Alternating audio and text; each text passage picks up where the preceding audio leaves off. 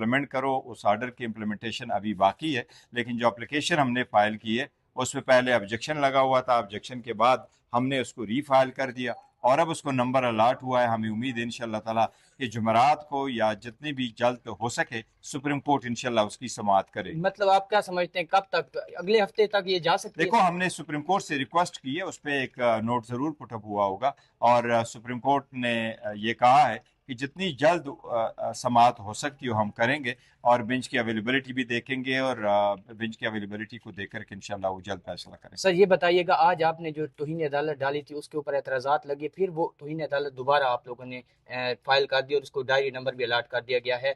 अब कल जो है वो परसों पीटीआई ने कहा है जुमेरात वाले दिन फिर आईएलएफ के वकला जाएंगे सुप्रीम कोर्ट के बाहर, फिर कोई धरना होगा या वो जो आप लोग अलामती प्रोटेस्ट करते हैं वो होगा? नहीं, देखो, धरना भी नहीं, अलामती प्रोटेस्ट भी नहीं। हमने ये कहा था कि इसको नंबर अलाट करके इस पे नोट पुटअप कर दिए। नंबर अलाट हो गया, नोट पुटअप हुआ होगा। अभी चीफ जस्टिस साहब को रूटीन में यही होता है कि दफ्तर नंबर अलाट करता है, रजिस्ट्रार साहब एक नोट पुट करता है, चीफ जस्टिस को बताता है कि इसमें अर्जेंसी क्या है। हमने कहा है कि ये हेल्थ रिलेटेड मैटर है और उसके हेल्थ को शदीद खतरात लाहिक है और डॉक्टर का होना, डॉक्टर का टेस्ट इंटरव्यू वगैरह होना बड़ा ज़रूरी है। लिहाजा सुप्रीम कोर्ट ने कहा है कि हम उसकी हियरिंग करेंगे। अगर थर्सडे को बेंच अवेलेबल हुआ, जो हमने रिक्वेस्ट की है, क्योंकि जज साहिबान पाकिस्तान में मौजूद है और अगर वो पाकिस्तान में है तो जूम से भी हियरिंग हो सकती है, एक मीटिंग कॉल की जा सकती है। लिहाजा थर्सडे को मीटिंग हो जाएगी, नहीं है तो शायद जुमे को हो जाए। सर ये बताइएगा, जो सुप्रीम कोर्ट ऑफ पाकिस्तान का फैसला था उसके ऊपर हुकूमत ने मिलनो अन अमल क्यों नहीं किया, क्या वजूहात उन्होंने पेश की हैं?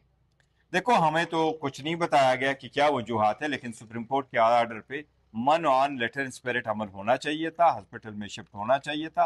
वो सुप्रीम कोर्ट के ऑर्डर में कोई अभाम नहीं था। अगर अभाम होता तो रिव्यू फाइल की जा सकती थी, उसमें कोई अभाम नहीं था। मैटर बड़ा सिंपल था, सुप्रीम कोर्ट ने लिखा था, हुकूमत ने रिव्यू फाइल भी किया, फिर वापस ले लिया, फिर उसको ऑर्डर इम्प्लीमेंट करने की तरफ बढ़े भी, लेकिन all of a sudden Midway जो है वो इम्प्लीमेंट नहीं हो सका, जो बड़ा अनफॉर्चुनेट। सर इस वक्त जो है पाकिस्तान तहरीक इंसाफ की जो लॉयर्स की टीम है उसके ऊपर पूरे पाकिस्तान की नज़रें हैं।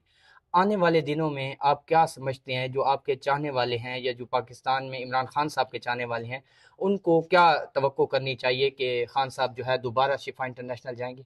देखिए, हम कोशिश कर रहे हैं कानून के मुताबिक, इनके मुताबिक हम जा रहे हैं, हर फोरम में गए हैं। हम 25 मरतबा सुप्रीम हाई कोर्ट चले गए और अभी आज के जिस वक्त मैं गया मैंने बोला भी है तो 19 मरतबा हम सुप्रीम कोर्ट गए। और एवरी टाइम जब हम जाते हैं सुप्रीम कोर्ट को तो हम उनको ये कह रहे हैं कि आइन कानून के मुताबिक ये हमारा राइट है, एसओपी के मुताबिक हमारा राइट है। हम कोई गुरेला फोर्स तो नहीं है कि बाहर निकल के आए, आओ जी खान साहब को उठाएं और हॉस्पिटल चले जाएं, बल्कि हम कहते हैं नहीं, अदालत ऑर्डर करे और अदालत का जो प्रोसीजर है वो due process of law follow हो और इस तरीके से हम आगे बढ़े। तो वकला से जो लोगों की तवक्कुआत है बजा है और वकला अपना काम कर रहे हैं, एप्लीकेशन फाइल कर की हुई हैं। अब ये सुप्रीम कोर्ट पे मुनसर है और मैं सुप्रीम कोर्ट से इस्तदा करूंगा कि ये आपकी ऑर्डर की इम्प्लीमेंटेशन बड़ा ज़रूरी है।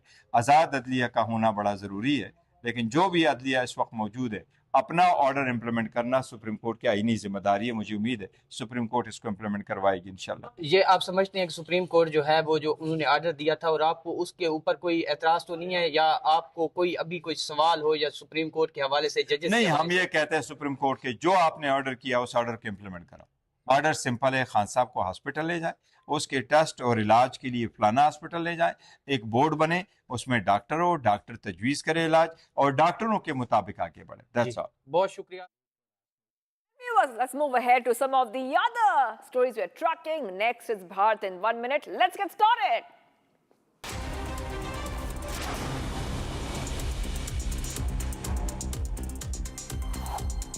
And viewers, top updates coming in. A government fire brigade service was used by a BJP MLA to wash his private car in Singrauli district of Madhya Pradesh. The MP identified as Ramana Shah had used the fire brigade officials to wash his Innova car with a hose. The video has gone viral on social media. A dog snatched a jewellery bag from a woman at a district hospital in Madhya Pradesh. The woman, who had been staying at the hospital for her son's treatment, had brought the jewellery bag with her. The bag contained jewellery worth Rs 4 lakh. The police later traced the dog with the help of CCTV footage and recovered the bag along with the jewellery. A 5 friends rescued the occupants of a car that plunged into a 10-foot deep ditch in Lakhimpur. The car fell into the ditch while trying to save a motorcyclist.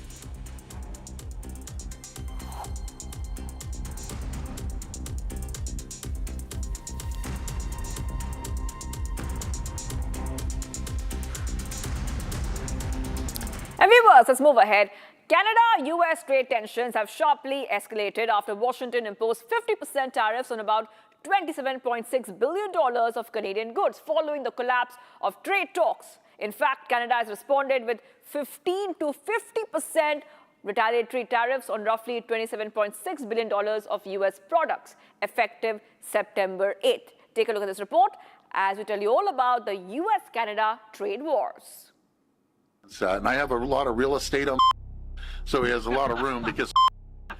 So.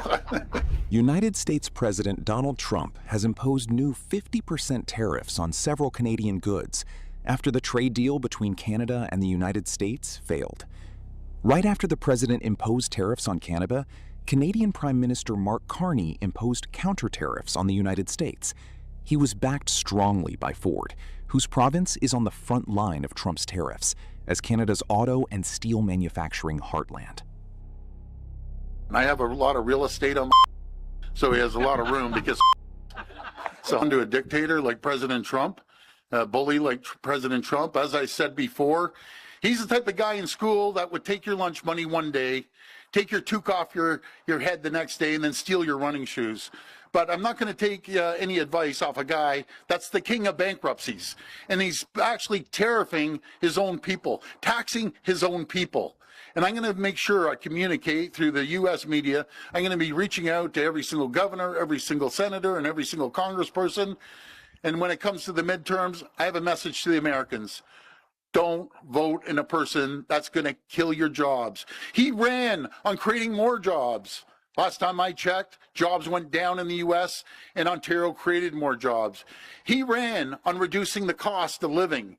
Last time I checked, food's more expensive down there. Homes are more expensive. And the reason homes are more expensive because he has a tariff on our lumber, which 33% of all homes that are built in the U.S. use Canadian lumber. So I'm not going to take lessons off President Trump. He's the last guy that I would take any lessons off. And it's about Team Canada. Well, we'll see how this goes, but he wants to put pain on Canadians. We'll leverage every bit of pain we possibly can on Americans. And you know what I feel bad for? I've always said I love the American people. I still stand by that statement because there's a lot of people in the U.S. that are calling me saying, way to go, keep going. You know, your own people, President Trump, don't even like you. And they're going to speak loud and clear when it comes to the midterms. And if I was allowed to, I'd be down there door knocking. You know, I'm just not going to take the bait. This guy's a loser. He's going to be a loser.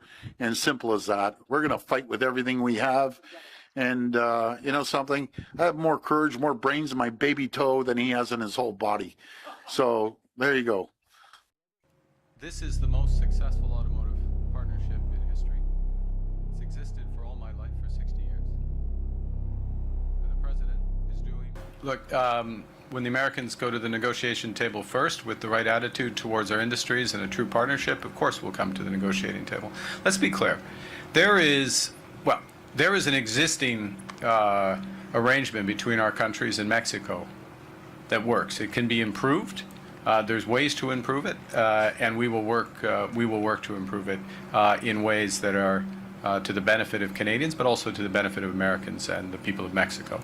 But an attitude at the negotiation table that Canada is a subsidiary of the United States, the Canadian industry is going to be disadvantaged relative to American industry, that we're going to set up terms so that over time Canadian industry is going to face constant headwinds. That's not something we're going to accept. Donald Trump's new 50% tariffs have started impacting business in Canada, including higher production costs and increased prices for raw materials. There was another client that was building a medical facility that we were building the receptionist desk for, but they're putting off their build out because they need drywall, they need sheet goods, they need 2x4s, and we needed materials to build the cabinetry and desk in there.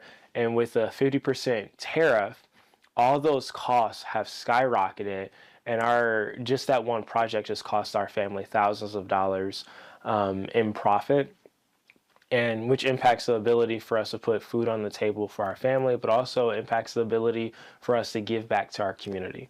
The tariff war between the United States and Canada has started affecting the income of business owners in both Canada and the United States. The question that remains is, will the tariff war end, or will it continue?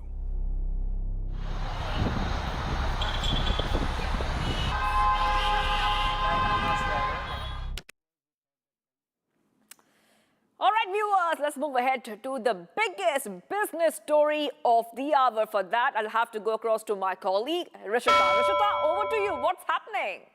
Thank you so much, Shivangi. Now, there's a big update coming in from the world of business. Adani Energy Solutions shares are trading higher. And this is because it has won a rupees 4,700 crore transmission project by the Maharashtra state government. Now, my colleague Dipanshu has been joining us from the newsroom on this. Dipanshu, over to you. Yeah, thanks, Rishita. So this is about the 4,500 megawatt project that the Adani Energy Solutions Limited has got from the Maharashtra government. Now, this involves a 4,700 crore project that is around transmission lines and the potential energy infrastructure that is happening. Now, this is about the transmission lines around Satara, where a substation is to be built around Satara, a double circuit transmission line between Kolhapur and Satara, and the pooling station around Kolhapur will be expanded. Now this adds to the existing projects, and now the total of the complete order book has now reached at 85,000 crores. This particular project is about 562 circuit kilometers, which will be completed in a span of 36 months, that is being said, and the cumulative, the total circuit transmission now because of this reaches 29,739 kilometers. Now this intent is to the government's intent of renewable energy, which is aimed at 500 gigawatts by 2030. It is important that these transmission lines grow so that the transfer of renewable power grows, and that's how the order becomes significant in the terms of renewable energy. Back to you, Rishita. Well, thank you so much, Dipanshu, for bringing in these updates. We'll be tracking more such stories shortly and through the day. For now, back to you, Shivangi. Well, thank you, our business team, for getting us the biggest breaking news coming in the world of business, economy, and finance. It's time for a short break, viewers. Do not go anywhere. We will be right back. Much more coming up. Flash flood sweeps through Nepal's Rasuwa, damaging markets and hydropower projects and prompting authorities to warn communities downstream. Stay tuned.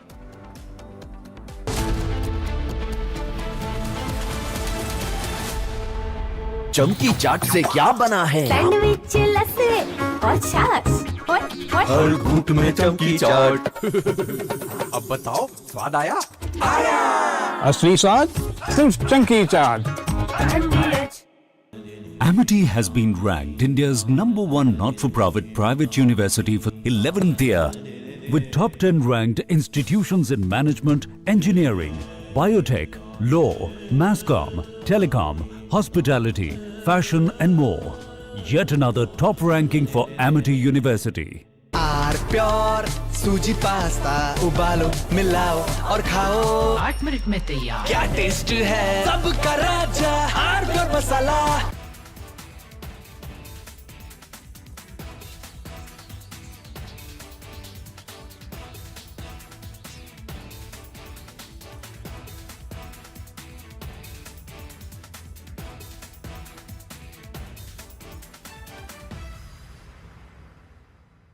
ايش عملتي؟ ما عملتيش شيء يا حبيبتي.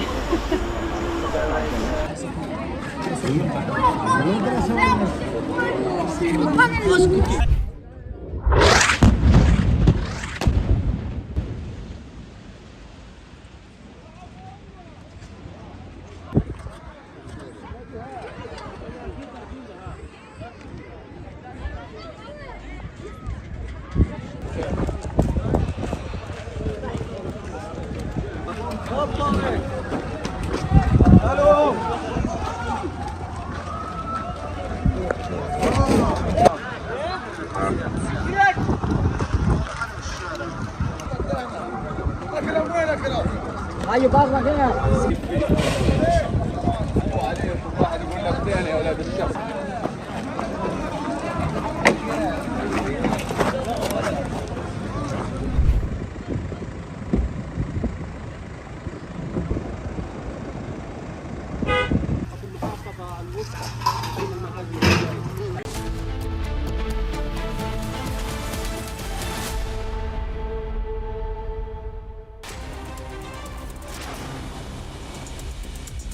And getting you more updates coming in, viewers. A first-year BTech student died by suicide after jumping from the 15th floor of the hostel in Rajasthan. Upon receiving the information, the police immediately rushed to the scene and sent the body to the NIMS hospital mortuary.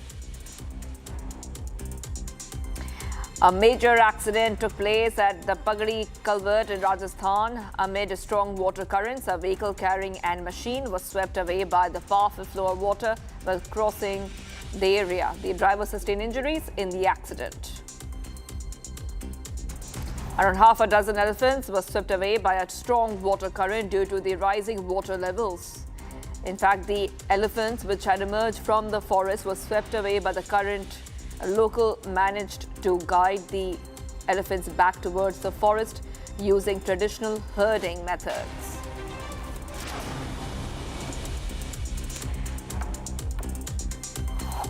And viewers, much more coming right up. Flash floods sweep through Nepal's Rasuva area, damaging markets and hydropower projects and prompting authorities to warn communities downstream. Stay tuned. We are live in breaking.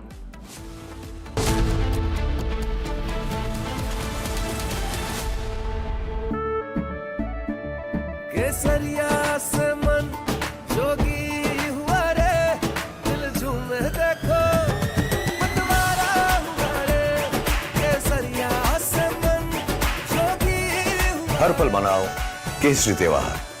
विमल, बोलो जुबान केसरी। कुछ तो सस्ता लो, सब बढ़िया लो। इसमें क्या खास बात है? थोड़े में ज्यादा स्वाद, यही तो है इसकी खास बात।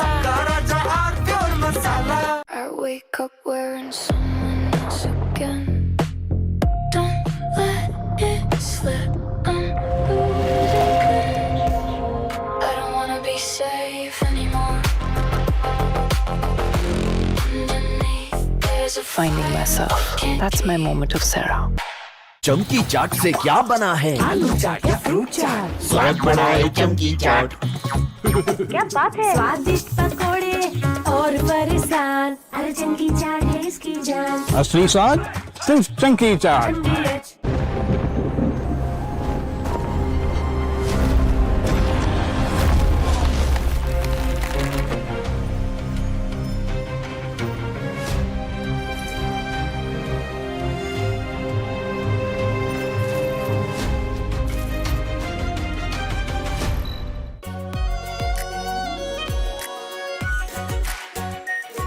Pure Shahi Paneer Masala. Delicious, healthy, every day. Iran's economy is staring at a fresh shock. The Iranian rial has crashed to a new record low, hitting 2.02 million rial to $1 in market trading.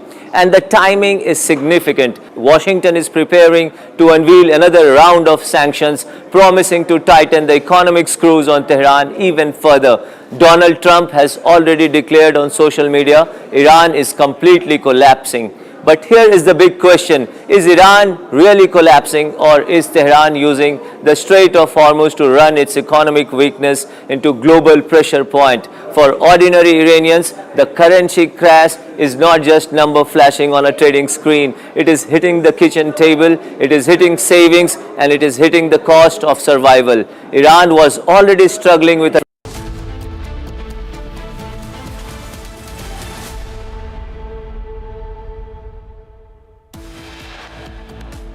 sent in a lot of loiter ammunitions at Sargodha, and Kirana Hills is about 10 kilometers north of Sargodha. So the loiter ammunition is looking for radars which are in around Sargodha, and it's got a lifetime, means time. It will loiter for about 2 hours, and once it doesn't find a target, then it comes down and hits somewhere. It must have come and hit one of those hills. Well, top headlines. Big big Operation Sindoor revelation. The former CDS General Anil Chauhan confirms Indian Air Force striking Kirana Hill, the prime nuclear hub in Pakistan. Pakistan has always been seeking security in pacts and alliances, and attack on any one country would be considered as an attack on either of them. So I think that has got major security implications for India. The former CDS Chauhan clarifies that unless Mecca Pact explicitly states that it is not against India, it must be assumed that it is against India. The government fire truck being used to watch BJP MLA Ram Nivas Shah's private vehicle at his residence raises serious questions over government's resources being misused. A flash flood sweeps through Nepal's Rasuva area, damaging markets and hydropower projects and prompting authorities to warn communities downstream.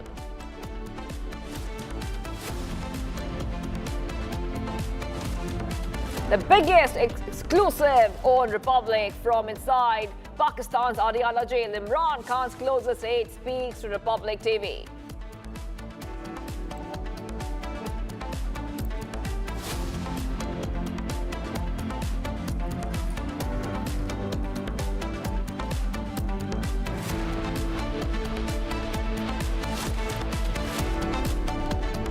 Viewers, getting you some big updates coming in. We have to go to Nepal because Nepal is where some big flash floods have hit, and they're very frightening scenes from Nepal coming in. And in the midst of all this, we're getting some breaking news as well. 12 army officials from Nepal are missing due to flash floods.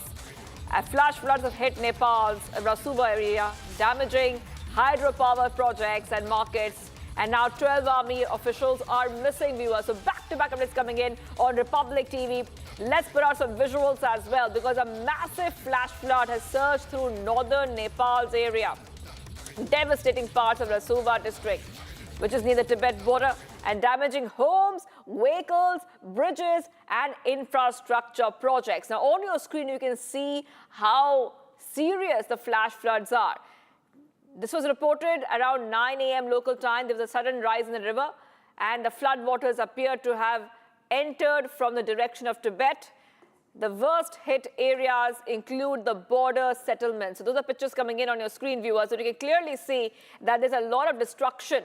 And rescue relief operations are continuing. We also know that the Nepalese Prime Minister is holding a very important meeting to make sure that the plan to rescue people and to control the damage is in action. So we see that vehicles and bridges have been swept away in the floods. Okay, let's put out some pictures coming in for you. Those are pictures showing you how intense the flash floods are. Extensive destruction has been reported. Vehicles, commercial goods, and other property carried away by the water. Okay, we are being joined by Pratik Ghimere, reporter, joining us on the phone line. He's from Nepal, and he will help our viewers understand what the extent of damage looks like. Pratik, help our viewers get a sense of the latest situation. We know that these flash floods are looking very, very dangerous. Commercial goods, properties, vehicles, homes, they are being swept away.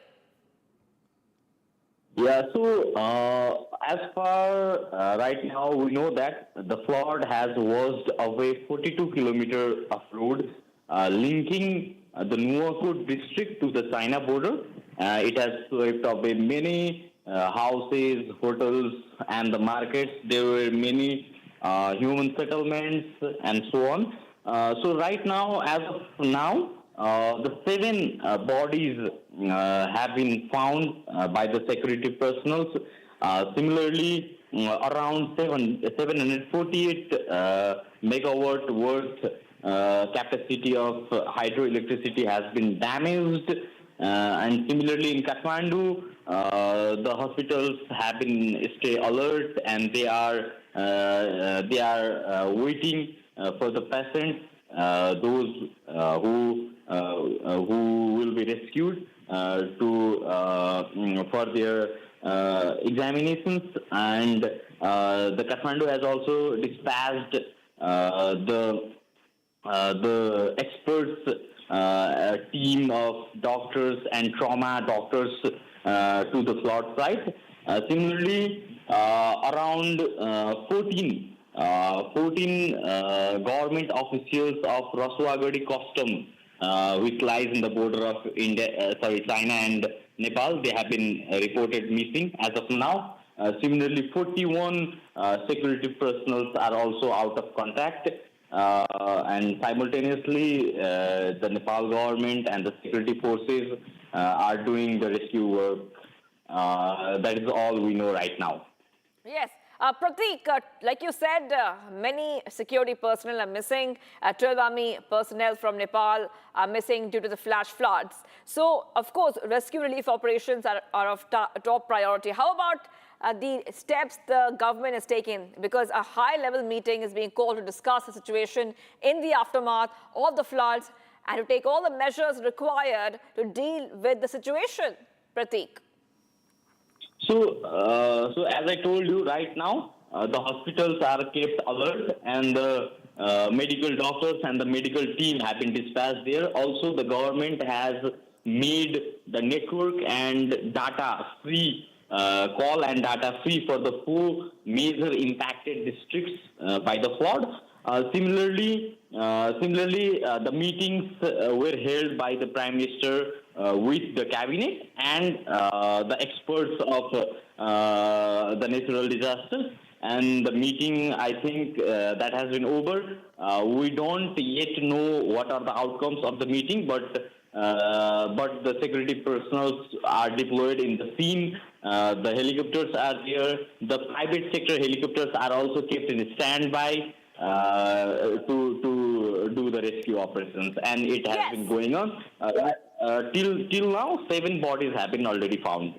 Pratik, I wanted to hold on for a second. We're getting some news coming in because there's some casualties which have been reported. 7 dead in Nepal flash flood. So now we're getting the numbers of the casualties. The situation is looking very, very tense, viewers. And what we are learning of right now is very unfortunate that the death toll has gone up to 7 people. 7 people have died in the flash floods, which have been reported. 7 bodies have been found by midday. In fact, we are also coming to know that the Bagmati Province Police Chief Deepak Regmi said this. According to him, 3 bodies were found on the riverbank in Nuwakot and 4 in Dhading. I want to go back to Pratik on this. Pratik, this is very unfortunate news coming in because the flash floods have just hit a short while back, a few hours ago. The death toll has gone up as well. Now, the rescue relief operations are continuing. Many people are missing. Do we also know what really caused these flash floods? So right now, I think the experts and the scientists are examining from the both China and Nepal side that what actually happened. But as of now, what has been assumed that it is really not a flash flood, but the glacier lake or something has been brushed in the Chinese Tibet side, and that swept away all to Nepal. And so the another update is the Nepali army with its helicopter has started rescuing people. 12 people have been rescued alive, and similarly WHO, World Health Organization, has also announced to provide medical equipment to the Nepal government and those who have been impacted by this flood. Yes, Pratik, stay on with us. Let's look at those pictures which are coming in. This is a sudden and massive flood sweeping across northern Nepal, causing extensive damage to the border settlement and placing multiple downstream districts on high alert. Those are pictures coming in on a screen. And I want to go back to Pratik. Pratik is reporting from Nepal. He's helping us understand what the situation is looking like. Pratik, what is the situation right now, live as we speak? Because we understand that the communities downstream have been warned, but have the floods reached the downstream area? Yeah, the flood has reached the downstream area, but the good thing is the security officials had already evacuated the people from the downstream area. So I don't think there are human casualties in the downstream area. all the human casualties that happened was from the upper extreme, from where it was near, and as the information was not well related earlier, so the impact was there. But in the downstream, when the flood entered Nepal, the pathway of that river has already been evacuated by the security personnel.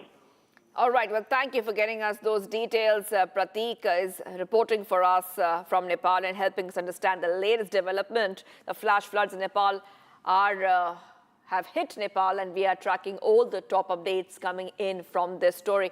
We have to move ahead, viewers. Getting some more updates coming in. The government fire truck turns into a car washer in Singrauli. That is right. We'll show you a video. And in this video, you will see it's a video of an MLA's vehicle being cleaned using the fire truck's water. Has gone viral on social media. A video raising questions about the use of government machinery is going viral on social media. And this is from Madhya Pradesh. Okay, there you go. That is a video. Now, what you will see in the video is a private Innova car belonging to a BJP MLA, Ram Nivas Shah, being washed with a fire truck's hose outside his official residence. Fire department personnel themselves are seen washing the vehicle. The emergence of the video has now sparked a debate regarding the alleged misuse of government resources.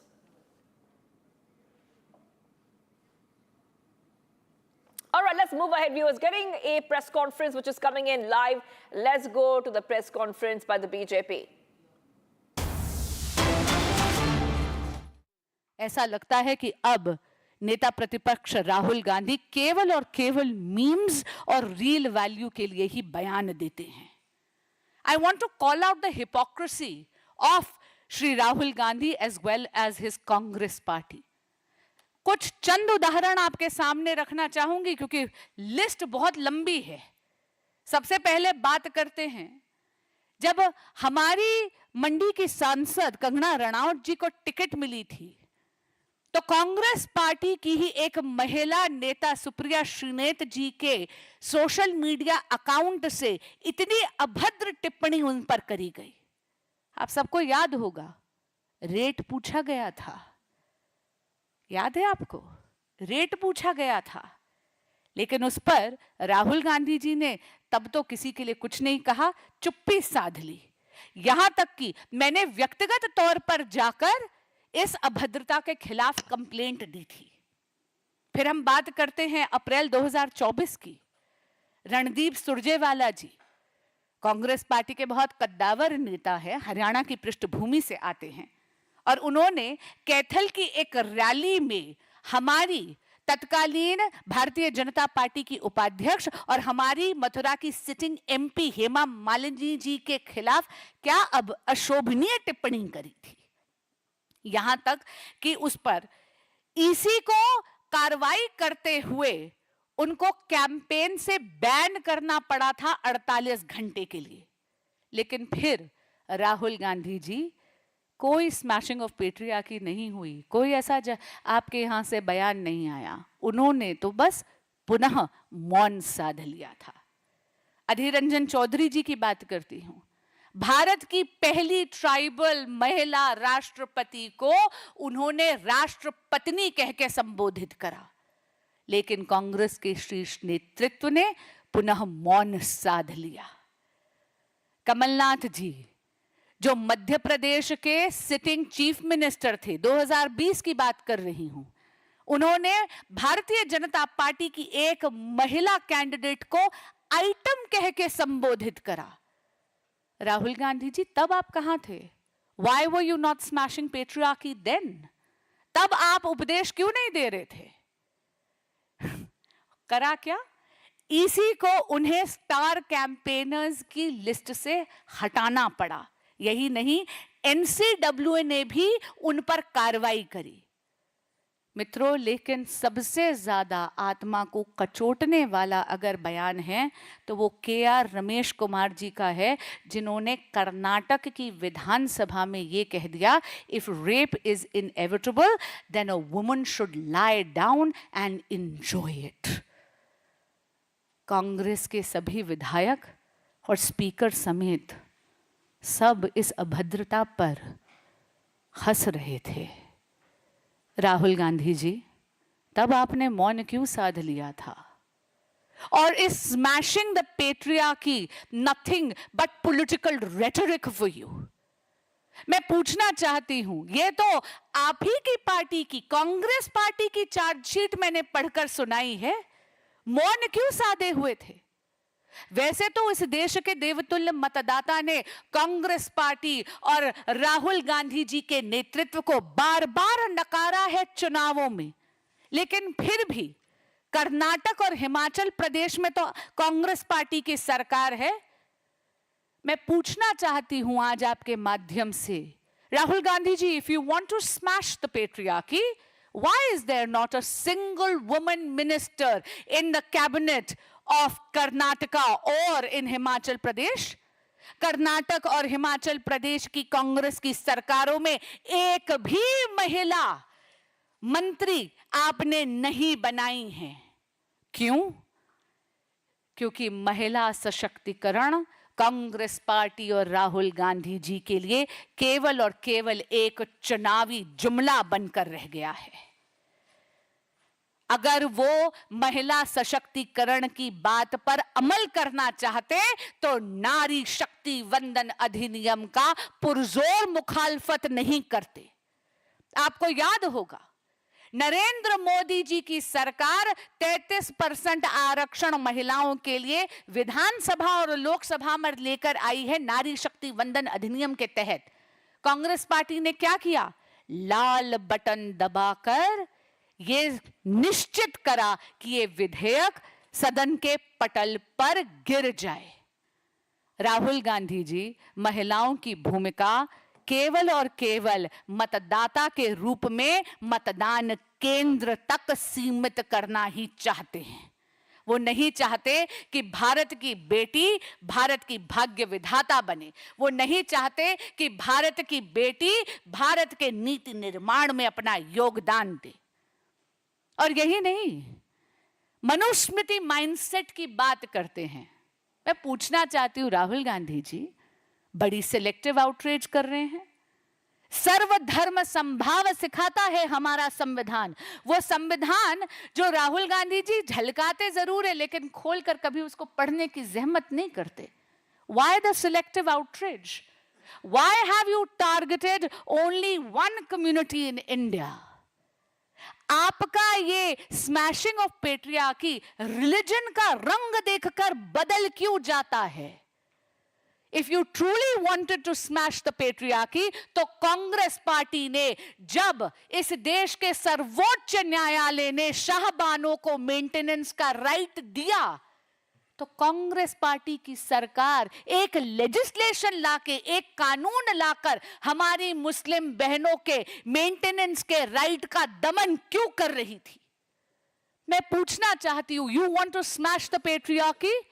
तो आपने जब नरेंद्र मोदी जी की सरकार मुसलमान बहनों को उनका हक दिलाने के लिए ट्रिपल तलाक को अबॉलिश करने के लिए बिल लाई, और ट्रिपल तलाक मित्रों आप जानते हैं अनगिनत इस्लामिक नेशंस ने भी इस लॉ को हटाया है, तो रब राहुल गांधी जी तब आपको महिलाओं की और खासकर की हमारी मुस्लिम बहनों की याद नहीं आई? तब आपने ट्रिपल तलाक की मुखालफत क्यों करी?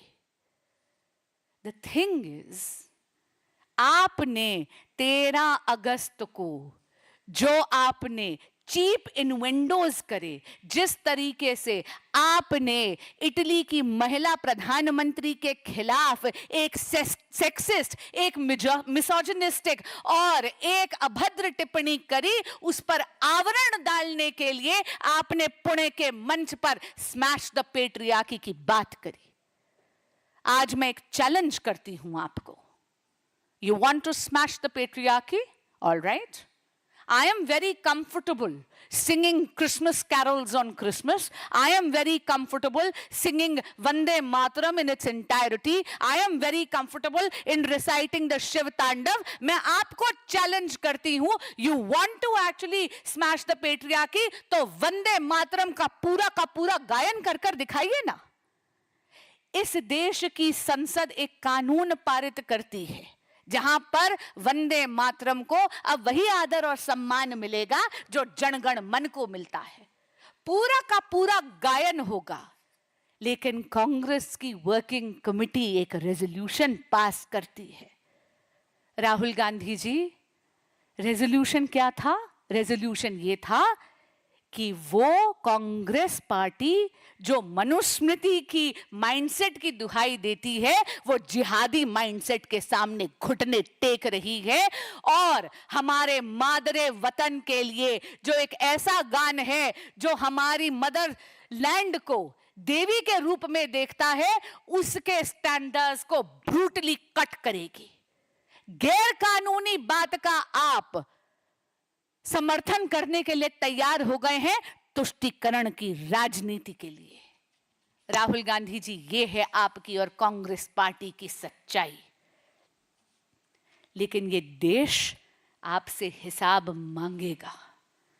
और दूसरी तरफ मैं आपको बताना चाहती हूं, नरेंद्र मोदी पे जो आप बार बार व्यक्तिगत प्रहार करते हैं, अरे नरेंद्र मोदी वो नेता हैं जो जब अपना सीएम का कार्यकाल पूरा कर जब प्रधान सेवक की भूमिका निभाने के लिए दिल्ली आए, तो व्यक्तिगत तौर पर जो उनकी 21 लाख रुपए की सेविंग थी, वो सरकारी क्लास 4 एम्प्लॉइज की बेटियों की एजुकेशन के कॉर्पस के लिए डोनेट कर आए।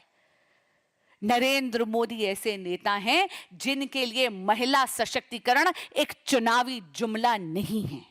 और इसीलिए बेटी बचाओ बेटी पढ़ाओ लाकर नरेंद्र मोदी जी ने भारत में जेंडर सेक्स रेशो थोड़ी ठीक ठाक हो, यह सुनिश्चित करा। प्रधानमंत्री जनधन योजना में 50% से ज्यादा जो खाते खुले, वो मेरे देश की मातृशक्ति के खुले। यानी हमारी माताओं और बहनों ने, हमारी दादी नानी जिन्होंने बचत की आदत हमें डलवाई, उन्हें ऑर्गेनाइज्ड बैंकिंग के सेक्टर में लेकर आने वाले नेता का नाम है नरेंद्र मोदी। नरेंद्र मोदी एक ऐसे नेता हैं जिन्होंने यह सुनिश्चित करा कि 11 करोड़ से ज्यादा शौचालय बनकर हमारे देश में महिलाओं को उनकी डिग्निटी दी जाए। नरेंद्र मोदी एक ऐसे नेता हैं जिन्होंने मुद्रा योजना में यह सुनिश्चित करा कि 2/3 लोन्स हमारी वुमेन एंटरप्रेन्योर्स को मिले। आज भारत वैश्विक पटल पर with the 3rd largest ecosystem in the world of startup. Ladies and gentlemen, 48% of women are in leadership roles in startups in India. Narendra Modi वो नेता हैं जिन्होंने हमारे देश की मातृशक्ति को धुएं की जिंदगी से आजादी दी, उज्ज्वला योजना लेकर आए। लखपति दीदी के तहत 3 करोड़ से ज्यादा हमारी माताओं और बहनों को आर्थिक सुरक्षा दी। और आप जानते हैं कि 3 करोड़ और का लक्ष्य रखा गया है SGH यानी सेल्फ हेल्प ग्रुप मूवमेंट में रेवोल्यूशनाइज करने। All right, taking a short break, viewers, do not go anywhere. We'll be right back. Much more coming right up. We are live and breaking. The big story is the flash flood sweeping through Nepal's Rusawa, damaging markets, property, vehicles, and hydropower projects. This is the developing story. We're getting you more updates.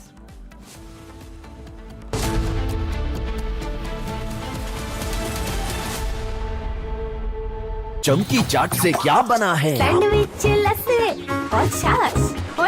हर घूंट में चमकी चाट। Dry fruit और दही बड़े। चमकी चाट से स्वाद बढ़े। असली स्वाद सिर्फ चमकी चाट।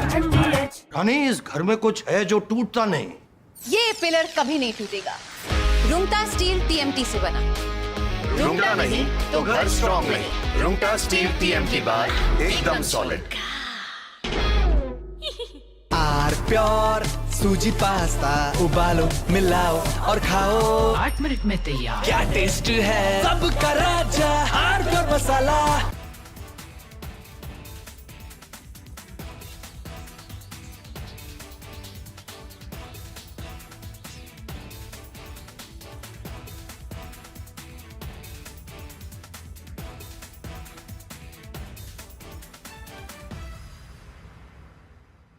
ايش عملتي؟ ما عملتيش شيء يا حبيبتي.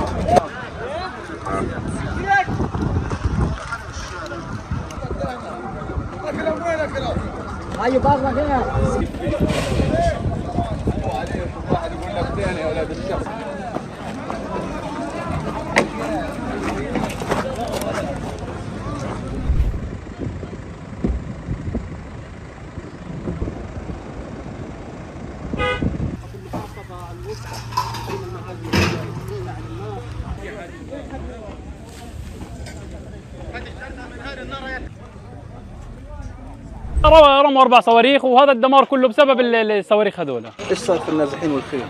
النازحين وممتلكات، هي ممتلكات وهانة ونازحين للأسف كلهم اتدمروا.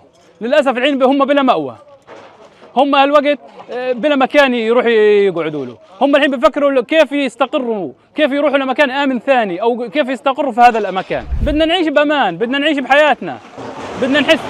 هاي بيت شايفين كيف؟ هاي هذا البيت تدمر واحنا واقفين وبنتكلم بسبب القصف اللي كان قبل شويه.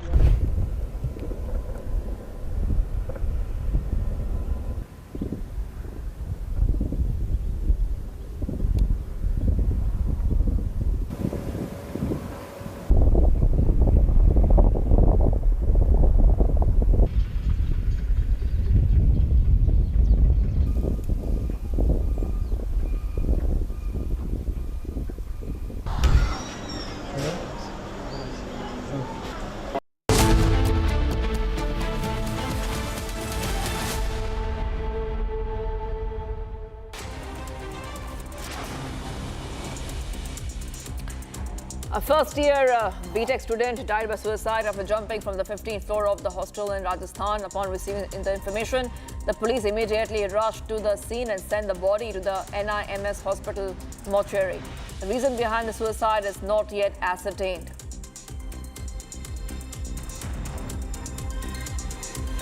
A major accident took place at the Pagadi culvert in Rajasthan amid strong water currents. A vehicle carrying a machine was swept away by the powerful flow of water while crossing the culvert. The driver sustained injuries in the accident and was taken to Tonk for further treatment. Around half a dozen elephants were swept away by strong water currents due to the rising water level in the Ghagra River. The elephants, which had emerged from the forest, were swept away by the strong currents. Locals later managed to guide the elephants back towards the forest using traditional herding methods.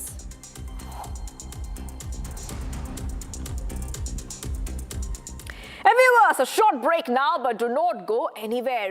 Big Operation Sindoor revelation. The former CDS General Anil Chauhan confirms Indian Air Force striking the Kirana Hills, a prime nuclear hub in Pakistan. Stay tuned.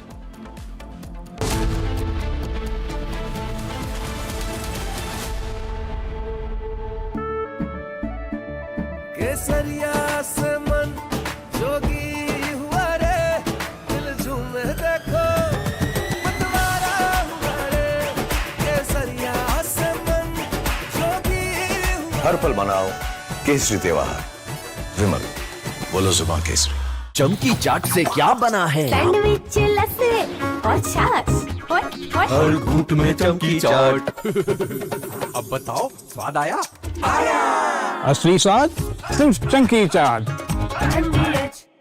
I wake up wearing someone else again. Don't let it slip. I'm losing. I don't wanna be safe anymore. Underneath there's a Finding myself. That's my moment of Sarah. कुछ तो सस्ता लो, सब बढ़िया लो। इसमें क्या खास बात है? थोड़े में ज्यादा स्वाद, यही तो है इसकी खास बात। राजा आरती और Iran's economy is staring at a fresh shock. The Iranian rial has crashed to a new record low, hitting 2.02 million rial to $1 in market trading. And the timing is significant. Washington is preparing to unveil another round of sanctions, promising to tighten the economic screws on Tehran even further. Donald Trump has already declared on social media, Iran is completely collapsing. But here is the big question, is Iran really collapsing, or is Tehran using the Strait of Hormuz to run its economic weakness into global pressure point? For ordinary Iranians, the currency crash is not just number flashing on a trading screen, it is hitting the... From Asia's largest news headquarters, setting the agenda for Bharat.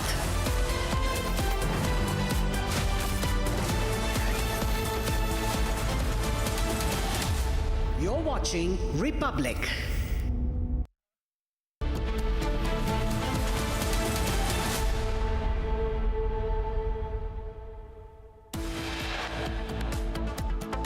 We had sent in a lot of loiter ammunitions at Sargodha, and Kirana Hills is about 10 kilometers north of Sargodha. So the loiter ammunition is looking for radars which are in around Sargodha. And it's got a lifetime, means time. It will loiter for about 2 hours, and once it doesn't find a target, then it comes down and hits somewhere. It must have come and hit, one of those hills. Big Ops Sindhu revelations. Former CDS General Anil Chauhan confirms Indian Air Force striking Kirana Hills, a prime nuclear hub in Pakistan. Pakistan has always been seeking security in pacts and alliances, and attack on any one country would be considered as an attack on either of them. So I think that has got major security implications for India. Former CDS Chauhan clarifies that unless Mecca Pact explicitly states that it is not against India, it must be assumed that it is against India.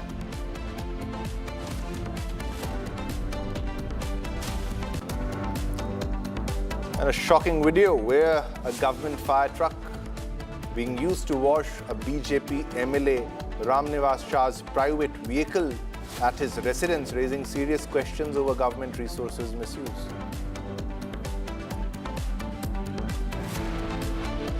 And flash floods in Nepal. Flash floods sweeps through Nepal's Rasua, damaging markets and hydropower projects and prompting authorities to warn communities downstream along the Trishuli River.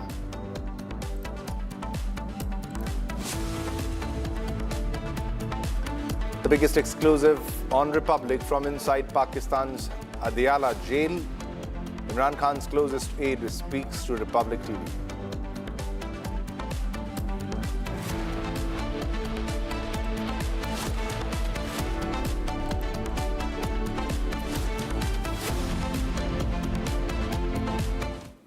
All right, viewers, let's begin this bulletin with a big breaking news development because we're tracking the flash floods, the floods in Nepal. And we're getting a breaking news development in this regard, where flash floods have hit energy projects across Nepal. And according to preliminary information, a total of 15 hydropower and even solar projects have been affected because of the flash floods, ladies and gentlemen. And that's the situation right now in Nepal. And 10 operational and 5 under construction hydropower projects have been affected because of the Nepal floods. And as per the Independent Power Producers Association Nepal, electricity generation from operational hydropower projects with a combined capacity of 359 megawatts has been hit. Physical infrastructure of projects under construction with a total capacity of 314 megawatts has also suffered a significant damage. So this is a big blow to the power generation capability, power generation capacity also. All right, we have these exclusive videos that we have curated for you, and these are flash floods in Nepal. And the first video where you can see the river banks are submerged, and even the buildings are collapsing because of the flash floods in Nepal. And these are the videos coming in from the flood hit Rasuwa. Let's go across to video number 2, and there you will be able to see the sudden surge in water flow. It happened suddenly. It's a flash flood which struck Nepal's Rasuwa, and the impact was around 100 to 150 kilometers. Several villages were swept away. River banks were inundated. And you can see the river banks were submerged in this video. Complete devastation, visuals of the aftermath also. And this is the video of the destruction in Nepal, the flash floods in Nepal. Visuals on your television screen. This is video number 3.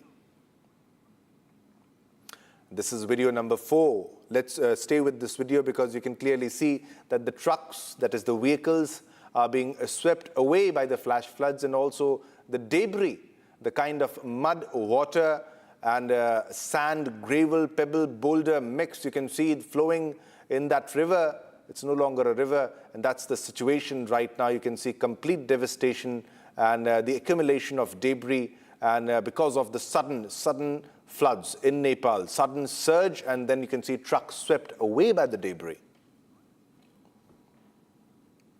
Let's go across to this video. This is the level of destruction, unimaginable, never seen before, and you can see the visuals on your screen, ladies and gentlemen. This is the video, horrifying video, scary video, which explains the destruction, and people had no time to move out in most cases. We hope the casualty figures do not increase in the coming time, in the coming days, in the coming hours, but this is the visual, the scary visuals of the building collapsing. We have another video for you, and you can see in this video, these are the cars being swept away like toys in that river. In Rasuwa, in Nepal, never seen before kind of devastation in Nepal. Just imagine if somebody's stuck in that flash floods. He won't get any time to escape. He won't get any chance to move away. All right, viewers, we have another video that has surfaced, and this is one among the many hydropower projects which were damaged. The numbers now are coming up to around 15 power projects which are damaged, 10 power projects which are fully functional, and 5 which are under construction, which were struck by the flash floods. And this is the level of destruction. You can clearly see the infrastructure, the boundary walls of this critical power generation plants, the power project plants, which were in Nepal, in Rasuwa. It's being damaged because of the sudden flash floods, because of the debris and the mud and the debris. And you can imagine there are pebbles, there are boulders, there are rocks, and along with the water, we have along with the water, we have the debris which is also flowing, and that's exactly why the destruction is huge. All right, let's go across to a guest who is joining us, our esteemed guest, Dr. Dharma Upreti, who's Executive Director, National Disaster Risk Reduction and Management Authority in Nepal. We'll go across to Dr. Dharma Upreti, who's the Executive Director, National Disaster Risk Reduction and Management Authority in Nepal. So we're getting these visuals which are really scary, horrific visuals. You can understand the kind of devastation this has caused, especially the border areas have been severely impacted, and we are still waiting for the number of casualties. We hope it doesn't increase, but sir, your initial assessment of what happened. Yeah, actually, this is the impact of avalanche blocked dam outburst flood. Based on our earlier assessment, so the avalanche induced damming outburst suddenly, and the flood came into Nepal side from the Tibetan river. So as you mentioned, the number of damages and losses are coming up. So we have already mobilized our state mechanisms, police, military, and paramilitary in the area, and the volunteers are mobilized, helicopters are mobilized, drones are mobilized to assess the situation. So it's really devastating, and we are very saddened to see the situation, and we are observing, monitoring, and then it might be possible to come the same maybe next, but we are observing, and flood forecast division of the authority has already issued a number of SMS alert to the risk act communities to the downstream. Yeah. So we are assessing, and the meeting of disaster council sat and discussed, and we have discussed both monetary and non-monetary items to the affected area through district disaster management committee. So yeah, we are looking at it very seriously, and I'm quite busy, so I'm not sure I can take your next question. So we'll be in touch.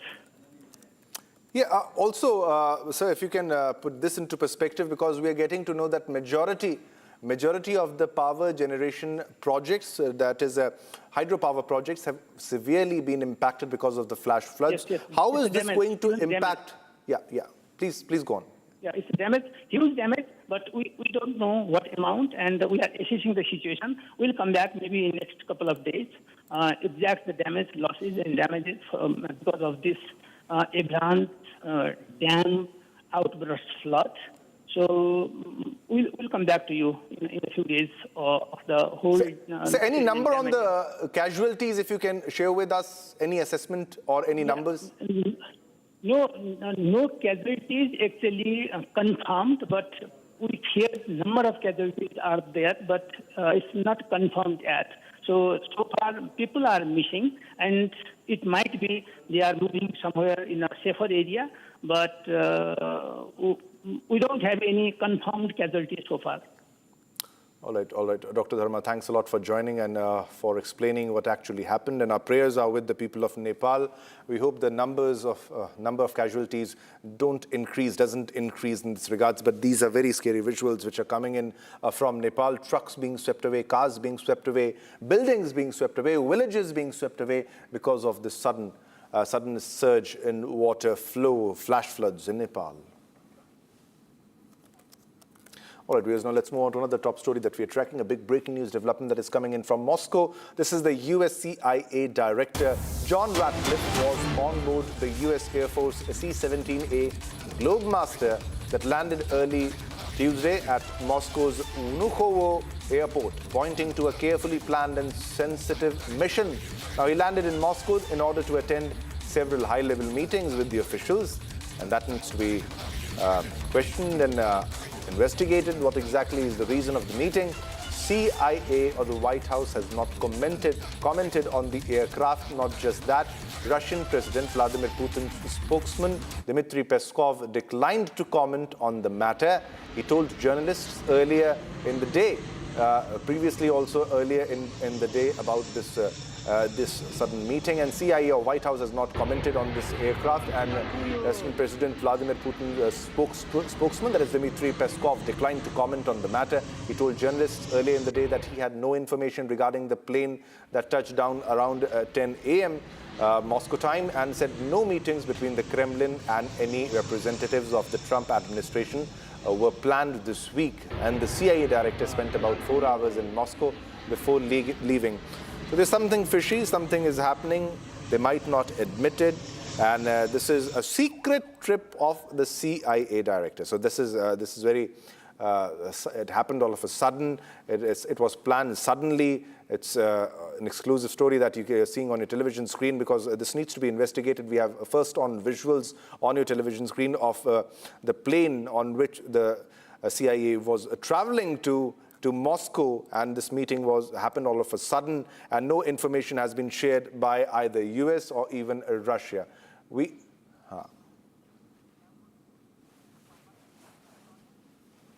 All right, let's move on to another top story that we are tracking. A government fire truck turns into a car washer in Singrauli, and now video of an MLA's vehicle being cleaned using the fire truck's water goes viral on social media.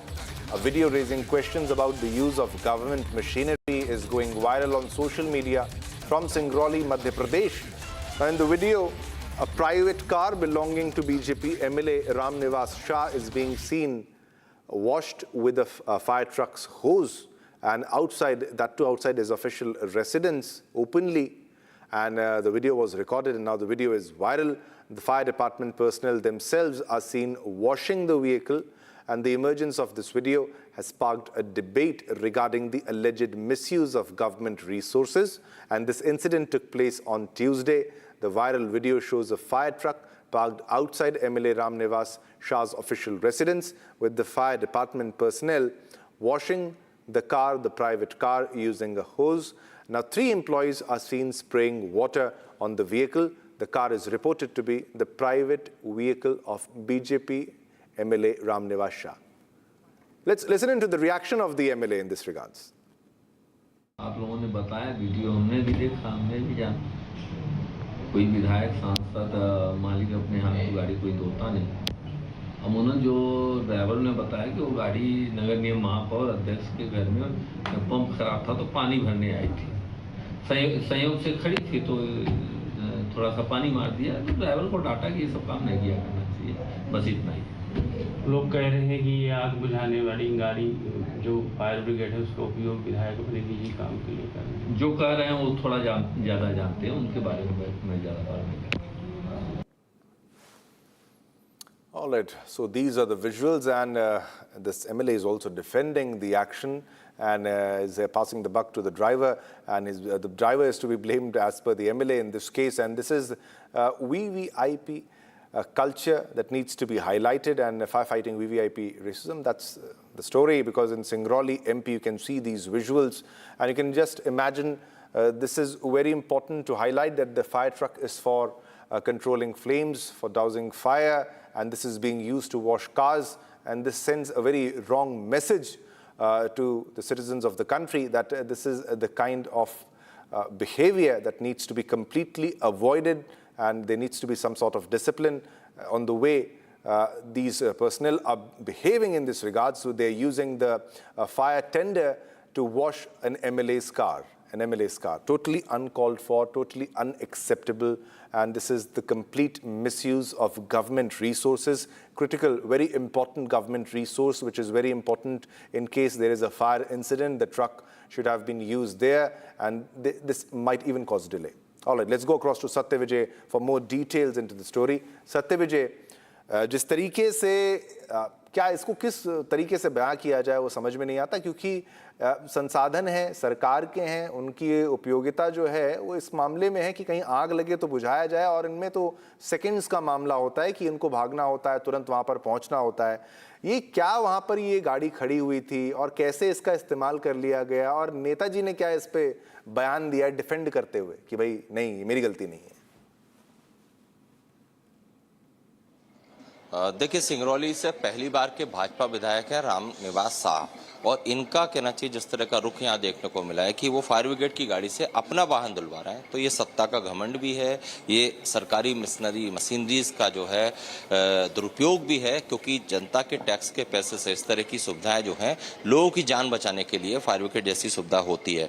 ऐसे में आप सोचिए कि अचानक कहीं आग लगती है और ये फायर ब्रिगेड जो कि विधायक की गाड़ी धो रही है और उसका पानी उसमें खत्म हो जाता है, तो ऐसे में आग कैसे बुझाई जाती है? और सबसे बड़ी बात यह है कि इस पर कांग्रेस तो हमलावर है, बीजेपी की तरफ से बहुत स्पष्ट अभी रुख किसी का साफ नहीं हुआ है। मैं बीजेपी दफ्तर में ही मौजूद हूं और कोशिश मेरी रहेगी कि प्रदेश सदस्य से पूछा जाए कि वो अपने इस तरह के बेलगाम विधायकों पर किस तरह की कार्रवाई करेंगे, और इसीलिए मैं बीजेपी में हूँ। हालांकि इस मामले में जो राम निवास शाह हैं उनकी सफाई कहें या एक तंज कसने वाला स्टेटमेंट सामने आया। पहले तो उन्होंने कहा कि सांसद विधायक तो गाड़ी धोते नहीं है, ड्राइवर की गलती है, मैंने उसको फटकार लगाई है। लेकिन जब उनसे ये सवाल किया गया कि भाई गाड़ी जो है इस तरह से जो फायर ब्रिगेड जो होती है उसका काम आग बुझाने का, ये सवाल उठ रहे हैं, तो आप अपनी वाहन कैसे धुलवा सकते हैं? तो इस पर वो ये कहते नजर आए कि जो ये कह रहे हैं वो कुछ ज्यादा समझदार होंगे, इस तरह का वो तंज कस रहे हैं। मतलब साफ है कि उन्हें अपनी गलती का बिल्कुल एहसास नहीं है, मलाल नहीं है। अब देखना ये है कि बीजेपी जो कि खुद को डिसिप्लिन वाली पार्टी कहती है, प्रदेश अध्यक्ष क्या ऐसे विधायक को तलब करेंगे? क्योंकि सरकारी मशीनरी का पूरी तरह से ये दुरुपयोग है। फायर ब्रिगेड की ये गाड़ी थी, नगर निगम के अंतर्गत वो फायर ब्रिगेड आती है और इसका काम होता है प्रदेश में कहीं भी इमरजेंसी हो या आग की घटना हो, आगजनी की घटना हो, तो वहां जाकर आग बुझाना। विधायक को अगर अपनी गाड़ी साफ भी करानी थी तो उनको बाकायदा तनख्वाह मिलती है, पेमेंट मिलती है, उससे सर्विस सेंटर पे जाके कराते।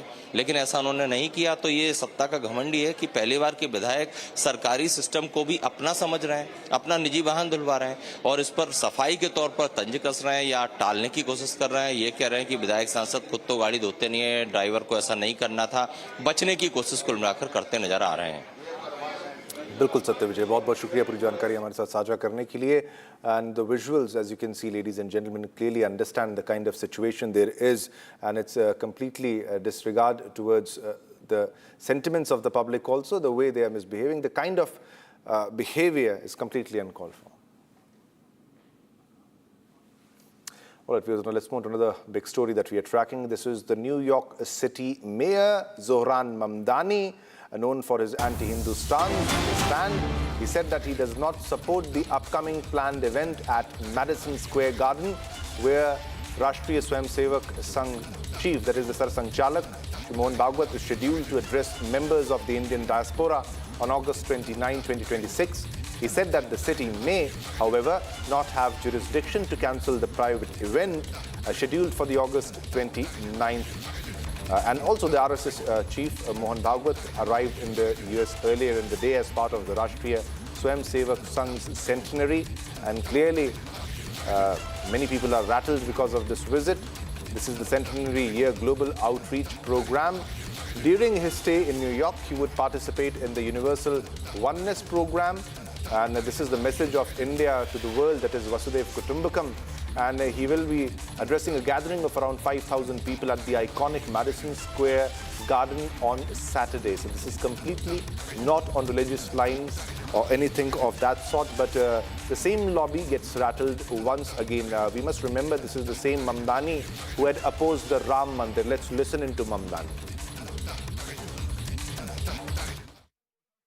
You know, I also stand here as the first Indian American mayor in our city's history, and my mother's family is all still in India, and the vision of India that I was taught by my family and the one that I grew up being very familiar with was of a pluralistic society, of a secular republic that believed in the belonging of each and every person who was from India. And it has been incredibly troubling to see the rise of a movement that is predicated on an exclusionary vision of any country, frankly. And so it is one that I find myself in deep opposition to, not only as an Indian American, but also as the mayor of a city that believes deeply in the belonging of each and every person, no matter their color, their creed, their religion, their faith, wherever they're from. Should the rally be canceled, though, at MSG this weekend? I don't support the rally, but I don't know if the city has any jurisdiction on canceling a private event. You know, I also stand here as the first Indian American mayor in our city's history, and my mother's family is all still in India, and the vision of India that I was taught by my family and the one that I grew up being very familiar with was of a pluralistic society, of a secular republic that believed in the belonging of each and every person. All right, viewers, so that was the exclusive statement of the controversial New York mayor. We'll get you more details on this story and a lot more, but now it's time to slip into a short commercial break. But don't go anywhere. Coming up next, more details, because this is the big Op Sindoor revelations. Former CDS General Anil Chauhan confirms Indian Air Force striking Kirana Hills, a prime nuclear hub in Pakistan.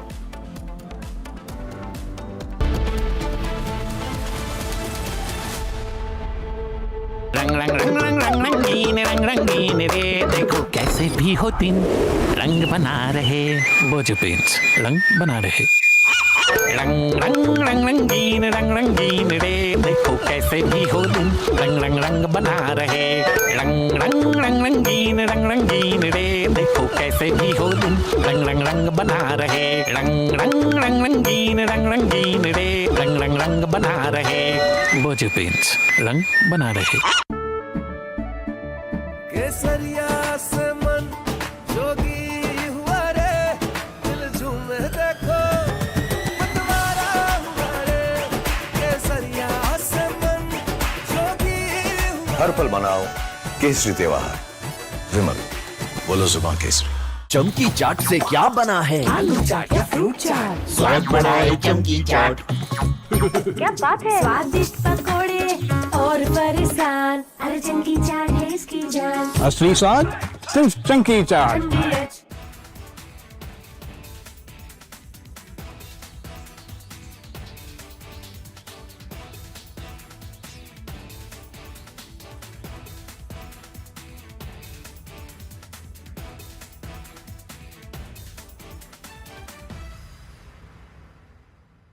ايش عملتي؟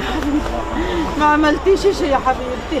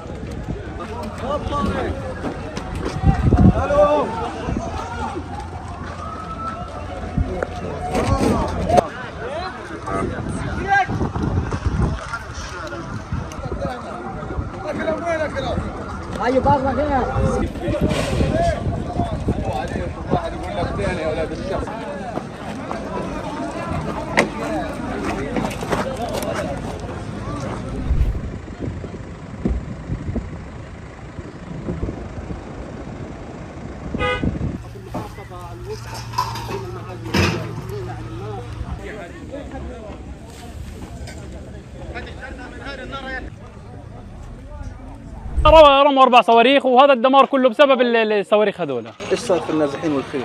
النازحين وممتلكات، هي ممتلكات وهانه ونازحين للاسف كلهم اتدمروا. للاسف الحين هم بلا مأوى. هم هالوقت بلا مكان يروحوا يقعدوا له. هم الحين بفكروا كيف يستقروا، كيف يروحوا لمكان آمن ثاني او كيف يستقروا في هذا المكان. بدنا نعيش بامان، بدنا نعيش بحياتنا.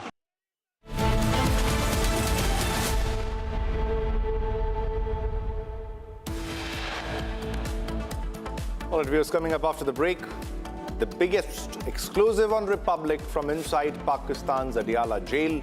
Imran Khan's closest aide speaks to Republic TV.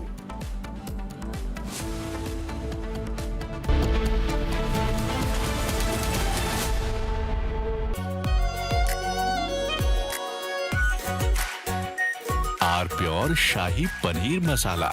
Delicious, healthy, every day. Amity has been ranked India's #1 not-for-profit private university for 11th year, with top 10 ranked institutions in management, engineering, biotech, law, masscom, telecom, hospitality, fashion and more. Yet another top ranking for Amity University. चमकी चाट से क्या बना है? Sandwich, लस्सी और छाछ। हर घूंट में चमकी चाट। ड्राई फ्रूट और दही बड़े। चमकी चाट से स्वाद बढ़े। असली स्वाद सिर्फ चंकी चाट। रानी, इस घर में कुछ है जो टूटता नहीं। ये पिलर कभी नहीं टूटेगा। रुंगटा स्टील TMT से बना। रुंगटा नहीं तो घर स्ट्रॉन्ग नहीं। रुंगटा स्टील TMT बार एकदम solid.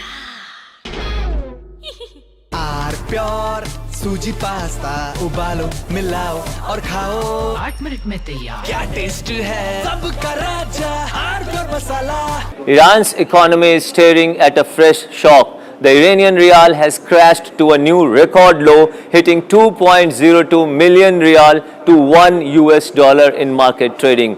And the timing is significant. Washington is preparing to unveil another round of sanctions, promising to tighten the economic screws on Tehran even further. Donald Trump has already declared on social media, Iran is completely collapsing. But here is the big question, is Iran really collapsing, or is Tehran using the Strait of Hormuz to run its economic weakness into global pressure point? For ordinary Iranians, the currency crash is not just number flashing on a trading screen. It is hitting the kitchen table, it is hitting savings, and it is hitting the cost of survival. Iran was already struggling with a double-digit inflation and negative economic growth before the latest phase of the conflict. But months of war, previous sanctions, and growing international isolation have pushed the pressure to another level.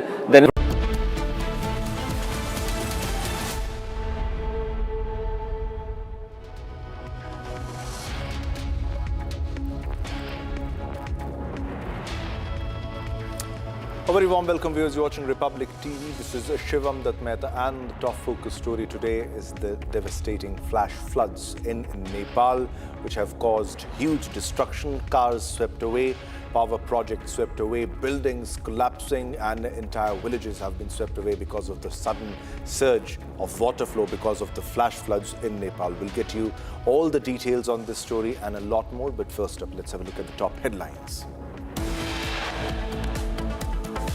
We had sent in a lot of loiter ammunitions at Sargodha, and Kirana Hills is about 10 kilometers north of Sargodha.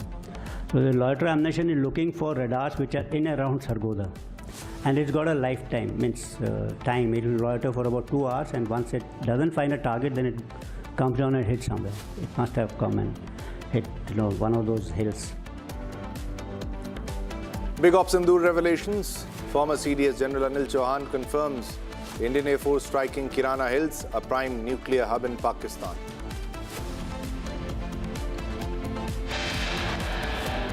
Pakistan has always been seeking security in pacts and alliances, and attack on any one country would be considered an attack on Hyderabad.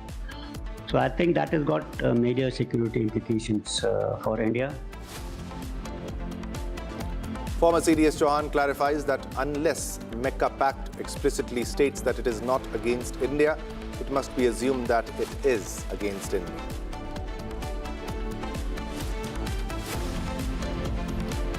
Government fire truck being used to wash BJP MLA Ram Nivas Shah's private vehicle at his residence raises serious questions over government resources misuse.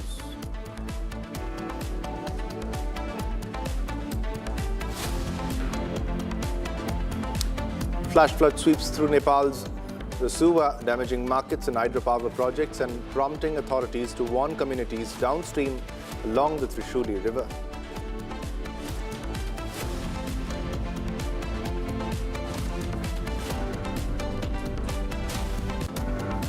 And the biggest exclusive on Republic from inside Pakistan's Adiala Jail, Imran Khan's closest aide speaks to Republic TV.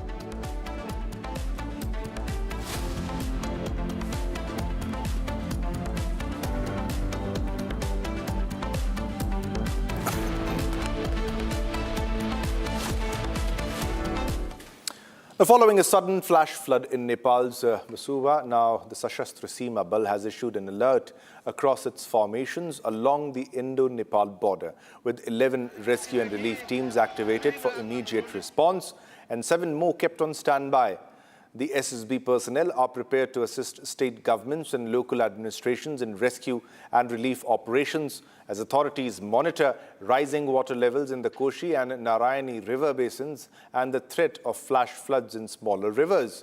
Now, vulnerable areas along the Ghagra, Karnali and Mahakali river systems in Uttar Pradesh and Uttarakhand are also being closely monitored, while SSB battalions have been directed to maintain the situation and maintain coordination with the civil administration. And these are the visuals coming in from Nepal. You can see the river banks inundated, the river banks submerged, and buildings collapsing, and the cars being swept away, entire villages being swept away and being submerged in water. And these are the hydropower projects, the power projects which were swept away, damaged, destroyed completely in many places. And also the rescue operations are happening right now. These are the one among the many videos that we have for you. Number 1 video where river banks have submerged, buildings are collapsing on your television screen, and this happened at the border region between Nepal and Tibet. Now, second is the sudden surge in the water flow. Let's stay on this video. Let's see the video. As you can see, there's a sudden surge in the water flow all of a sudden, and you'll also be able to see a vehicle trying to move away from that location, escape that sudden surge in water flow, and there was very less time available for the vehicle. You can see clearly the small vehicle that is visible in that video is actually a big truck that moves out of that sudden flash floods because it's very close, and also the road will also be swept away. All right, let's go across to an esteemed guest who is joining us from Nepal. Thank you for joining Mr. Dinesh Tripathi, who's joining us from Kathmandu, Nepal. He's a senior advocate from Supreme Court of Nepal. First of all, sir, we completely understand the kind of situation Nepal is in right now and the kind of devastation, the visuals of which are really horrifying. The casualties the numbers might increase, but we pray it does not. But if, according to your assessment, what kind of damage has been done because of this sudden flash floods in that border region, Mr. Tripathi? There is a massive destruction of property. There is a massive damage of infrastructure. There is a hydro project also. There is a markets. That market has been damaged. Buildings has been demolished, and roads has been severely damaged, and even the traffic is now stopped because of that. The bridges has been broken. Several bridges have been broken. Police station has been swept away. They have been submerged, and there is a large number of people are still. They have been stranded over there. The tourists who are in the there, the tourists they have been also stranded, and it's a huge loss of lives and property in Rasua district, and there is unprecedented things happened in Nepal. It was never imagined. It all of a sudden it happened this morning, and it was not imagined that this kind of things will happen. And I think this is the first time.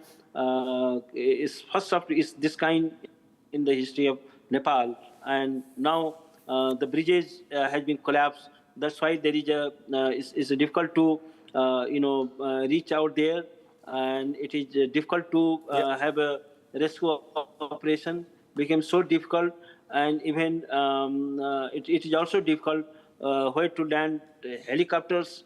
And since 28 police has been out of contact, and there is 8 death has been confirmed. Already been confirmed 8 death, and 28 even the police person they have been out of contact. Mr. Tripathi, you're telling us, because we were also getting reports. Because a journalist also joined us from Nepal a short while ago when this incident happened, that many army camps were also impacted because of this, severely impacted, and many soldiers are also missing after the sudden flash floods which happened in that location in Nepal. You're telling us that even police stations have been swept away, so the number of casualties might rise. Yeah, exactly. 28 police has been already they are out of contact now. Okay. Their police station has been swept away. Even the army camps has been also submerged. Okay, even the army camp. The bridges has been swept away. They have been wiped out.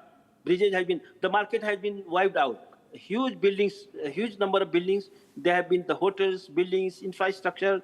So there is a massive, casualties there, massive, damage of property, and at this point it's even hard to launch a rescue operation, because there is a difficult to reach out there, because bridges has been swept away. So even the highways has been swept away, so it has been damaged, and there is a massive landslide also. So road has been blocked also, and there is a nearby markets. It has been all, even there is a big market called Sapru Beshi, there was and Dhunche and Bidur, they all affected. These are hugely populated markets are there.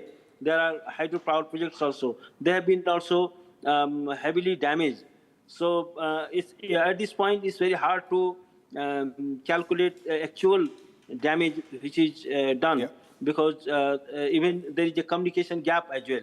Because it's hard to get a real picture also here, because the police person, the army person who are in the ground, they're supposed to give exact information, but they themselves need assistance. They have to also how to save their life, and large number of police station has been also damaged. So it's very difficult there, and it was never imagined this kind of situation before in Nepal. It happens all of a sudden. So it's really, and even it's also, affected nearby district as well, Dhading district as well. The couple of bridges have been also destroyed. I think that it will also affect, because the massive flood, it will also affect in the Tarai region also, because there is a rise of, the river levels, and so there is even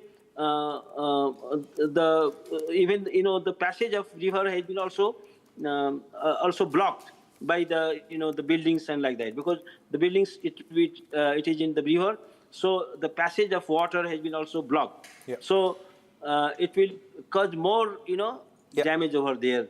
Yeah, I completely understand, and we can imagine, because this completely understand it's not just water.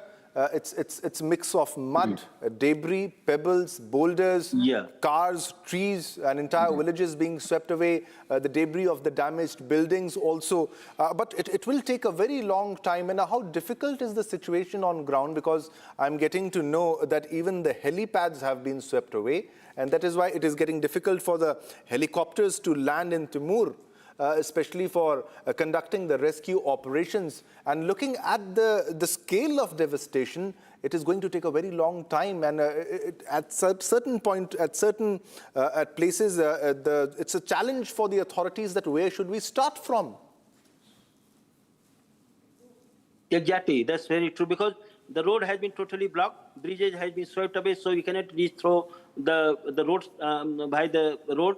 So, and there is no place to land helicopters, and there is no airport at all, because that's the region, that's the area, there is not even a single airport, not even the emergency airport. So only thing is the helicopter, and there is no place where to land the airport, because where to land the helicopters, because there is no helipad at all. So even the policemen, they are also missing. The army personnel who's supposed to carry out the rescue operation, they are themselves in a difficult time, because they based in that particular locality. They're supposed to carry out all the rescue operations. The police personnel, they're supposed to carry out rescue operation, but they themselves are missing. The army personnel, they themselves are missing, because that area is earthquake-prone area. So there are some, some police personnel are there for that purpose. But thing is that they are, their life is also being endangered. We don't know about their whereabouts. 28 already been very unfortunate situation had happened, and for the authorities, it's a very difficult to carry out the rescue operation to get the things normalized. Local administration is also helpless, because the flood entered into the bazaar area. Even the government officials are also damaged, and people are in the panic. The authorities are also in panic. They are helpless how to react, how to respond to this situation. They are really perplexed in this situation, how to move forward. And even the government, Mr. Tripathi, I'm getting to know that bridges have been swept away even in... it's very hard. Dr. Tripathi, we are getting to know, Mr. Tripathi, that bridges are swept away. Bridges have been swept away even till Dhading. That's why the transport communication has been... Dhading also, yes. Dhading bridge has been also collapsed. So there is no link to the Dhading headquarters, Dhading district headquarters, because that is the only bridge which is to reach Dhading district headquarters, but that bridge has been collapsed. So now it's there is no way. All right. Mr. Tripathi, we also have Nimesh Jha, a journalist who is also joining us from Kathmandu to give us all the update of the information. Nimesh Jha, thanks a lot for joining. The visuals are very frightening, scary visuals coming in from Kathmandu. Unprecedented, never imagined before kind of situation which is happening in Nepal, and we're getting to know that many hydropower projects have been swept away, buildings swept away, villages swept away, army camps, police stations swept away. What is the level of destruction? What are the reports that you are getting? अभी तक मेरी जानकारी में जो आई है Nepal police की जो खबर है उसमें से अभी तक 9 डेड बॉडी रिकवर हो चुका है और ये डेड बॉडी कहां से आया हुआ है किसका है अभी तक उसको पता नहीं है। पानी में बहकर ये डेड बॉडी मिला हुआ है और उसको पहचान भी अभी तक नहीं हो चुका है। और एक बात यह है कि जो अभी कुछ देर पहले कैबिनेट का मीटिंग हुआ था उसने मीटिंग में रसुआ जो इफेक्टेड डिस्ट्रिक्ट है 3 डिस्ट्रिक्ट रसुआ नुवाकोट और धादिङ ये 3 डिस्ट्रिक्ट है जो ज़्यादा इफेक्टेड एरिया है उसको संकटग्रस्त क्षेत्र घोषणा कर चुका है और वहाँ पर रिलीफ और रेस्क्यू का टीम पठाने के लिए सरकार ने निर्देशन दे चुका है। अभी जो होम मिनिस्टर हैं सुदन गुरुङ वो भी पार्लियामेंट में इस संदर्भ में अपना जवाब दे रहे हैं सरकार क्या कर रही है उनका आगे का प्लानिंग क्या है इस विषय में अभी पार्लियामेंट में छलफल चल रहा है। बिल्कुल, लेकिन थोड़ा सा उस इलाके के बारे में भी आप अगर हमें बता पाएं निमेश झा जी। पहाड़ी क्षेत्र है, थोड़ा सा दुर्गम पहाड़ी है जहाँ पर लोगों का जाना मुश्किल है, रेस्क्यू ऑपरेशन कितना मुश्किल है और वहाँ आबादी कहते हैं कि 50,000 की आबादी अगर रसूवा की बात की जाए उस लोकेशन की बात की जाए और आंकड़ा बढ़ सकता है। हम चाहते नहीं कि मरने वालों का आंकड़ा बढ़े, लेकिन कितनी बड़ी ये आपदा है, त्रासदी है, वो आपको जो खबर आ रही है आपके सोर्सेस से। देखिए अभी जो फिलहाल जानकारी जो आई हुई है उसमें क्या है कि ये बाढ़ जो है अचानक आया हुआ है और वर्षा भी जो एरिया है उस उधर वर्षा भी नहीं हुआ है। तो ये बाढ़ कैसे अचानक आया इस संदर्भ में क्या अनुमान है कि जो तिब्बत के जो एरिया है जो बॉर्डर एरिया है रसुआ जिला के पास उसमें ग्लेशियर ब्रस्ट होने की आशंका है। ग्लेशियर ब्रस्ट होने के बाद इस तरह का बाढ़ आया हुआ होगा जो अभी अनुमान कर रहे हैं, लेकिन एग्जैक्ट रीजन क्या है अभी पता नहीं चला हुआ है। तो इस तरह का बाढ़ आया और ये भी कैसा है कि बहुत भीषण और ज़्यादा भयानक किस्म का बाढ़ है जो किसी ने कल्पना भी नहीं किया था, अचानक आ चुका। और जो आप जो बताए कि उधर जो पॉपुलेशन का डेंसिटी है वो भी पहाड़ी एरिया में क्या होता है कि आपको जानकारी होगा कि एक जगह पर घर बस्ती नहीं होता है, कुछ दूर दूर में होता है और नदी के आसपास भी बस्ती है। तो डैमेज कितना कैसे हुआ अभी कुछ भी फिलहाल कहने की अवस्था में जो सरकार का जो मैकेनिज्म है जो सिक्योरिटी बॉडीज है वो भी इस विषय में कुछ नहीं बोल पाया हुआ है कि कैसा कहां पर कैसा किस तरह का डैमेज हुआ है। और क्या है कि वहां पर कस्टम ऑफिस भी है बॉर्डर के पास जो तिब्बत से चाइना से जो सामान जो आते हैं वहां पर बॉर्डर ऑफिस है।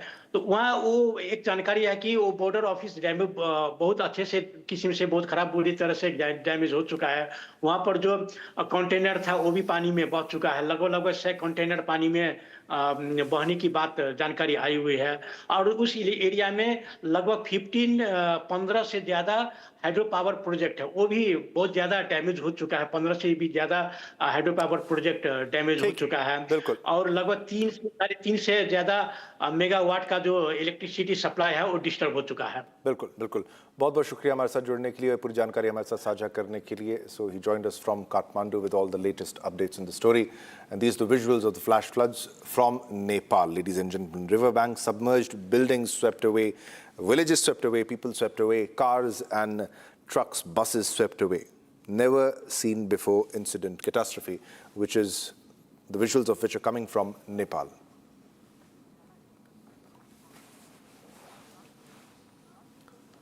All right, viewers, now let's move on to another top story that we are tracking, which is a big revelation which has been made by former CDS Anil Chauhan on the inside details of the Operation Sindoor.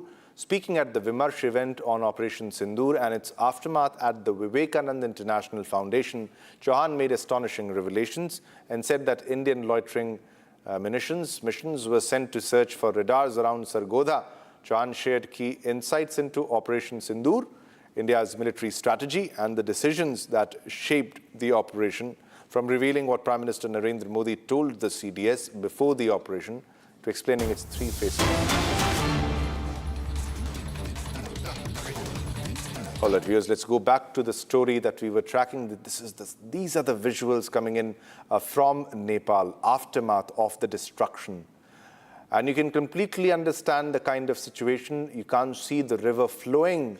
That's the situation. And these are the river banks and the riverbank areas and the villages on the border between Nepal and Tibet. And you can completely understand the kind of devastation and the accumulation of debris in that river. Very less water can be seen flowing in that river, which was completely flooded. And this inundation is quite visible, quite evident when it comes to the flooding which happened, the sudden flooding which happened in Nepal, in Rasuwa in Nepal. These are the exclusive shots which are coming in from Nepal. These are the aerial shots coming in from Nepal of which explain the devastation, which explain the kind of destruction which is happening right now, which happened today in Nepal, the visuals of which are on your television screen. Ladies and gentlemen, visuals from Rasuwa, from Nepal on your television screen. You can completely understand the level of destruction. And this was after a flash flood happened in Nepal, first on Republic, on your television screen. These are the visuals of the aftermath, explaining the catastrophe, the disaster, coming in from Nepal, from Rasuwa, on your television screen. Look at these visuals and you can imagine the kind of devastation and the damage it has done. Various power projects swept away, buildings damaged, and this is a mix of debris that is water, mud, sand, and you can see pebbles and trees and vehicles and building debris flowing in that river, and that is why it's obstructed, it's not flowing properly, and that is because of the sudden flash floods in Nepal. All right, viewers, these are the two visuals. That is right at the time of the flooding, right at the time the flash floods happened, and the aftermath. The two visuals to explain you the kind of devastation, the destruction, the damage that has been caused by the flooding, the sudden flooding in Nepal. And these are the scary visuals which surfaced earlier, where there was no time for the residents and the locals to leave that location, and many were unsuccessful in leaving that river bank, and many are still missing right now as we speak. Many police stations also were swept away. Army camps have been swept away, and even power generation plants, power project plants were also swept away, damaged. All right, viewers, these are more fresh visuals which have surfaced, and you can completely understand the inundation and the accumulation of debris. Visuals coming in again on your screens, ladies and gentlemen. Aerial shots to explain you the kind of devastation which has happened in Nepal. In Nepal, ladies and gentlemen, as you can completely understand the kind of damage which has been caused because of the flash floods. And also, there has been a reaction by the Prime Minister of Nepal, that is Honorable Prime Minister Balendra Shah, who has consulted with federal lawmakers from the affected areas regarding the situation arising out of the flood in the Botekoshi River in Rasuwa. Now, there was a meeting also that was organized, but let's go back to the pictures. You can see the pictures, you can understand the kind of devastation that has been caused by the flooding.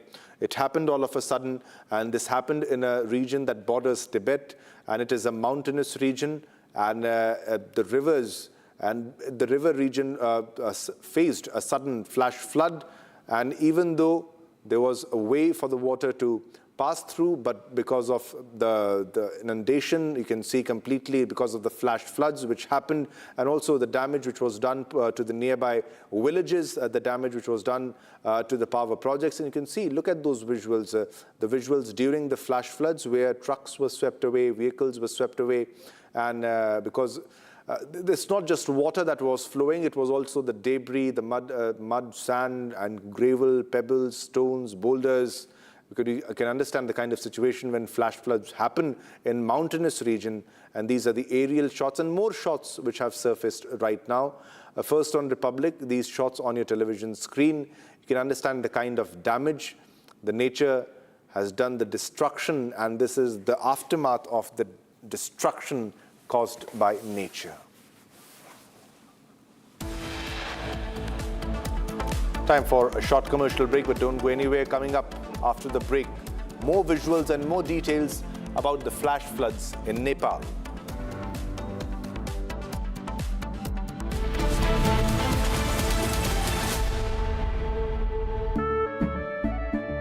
केसरिया से मन जोगी हुआ रे दिल झूमे देखो मतवारा हुआ रे केसरिया से मन जोगी हुआ हर पल मनाओ केसरी त्योहार विमल बोलो जुबान केसरी चमकी चाट से क्या बना है सैंडविच लस्सी और छाछ हर घूंट में चमकी चाट अब बताओ स्वाद आया असली स्वाद सिर्फ चंकी चाट। AU करंट अकाउंट के साथ मिलता है free UPI QR overdraft facility और एक ही ऐप से बैंक के सारे काम। AU सोच बदलो और बैंक भी। कुछ तो सस्ता लो, सब बढ़िया लो। इसमें क्या खास बात है? थोड़े में ज्यादा स्वाद, यही तो है इसकी खास बात। मसाला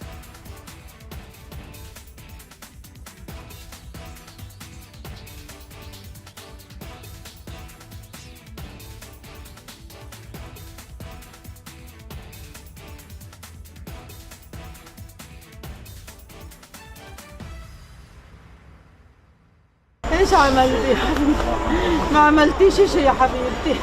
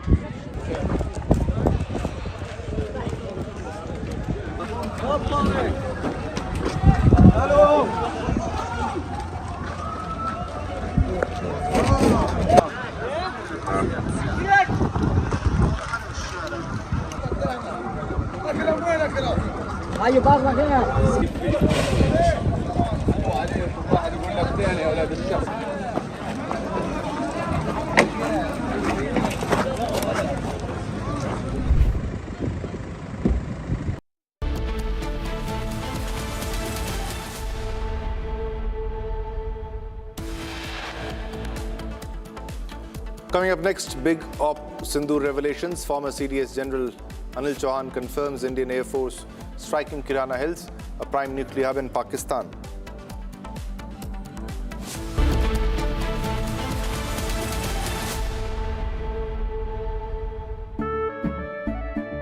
केसरिया से मन जोगी हुआ रे दिल झूमे देखो मतवारा हुआ रे केसरिया से मन जोगी हुआ हर पल मनाओ केसरी त्योहार विमल बोलो जुबान केसरी चमकी चाट से क्या बना है सैंडविच लस्सी और छाछ हर घूंट में चमकी चाट ड्राई फ्रूट और दही बड़े चमकी चाट से स्वाद बढ़े असली स्वाद सिर्फ चंकी चाट। Iran's economy is staring at a fresh shock.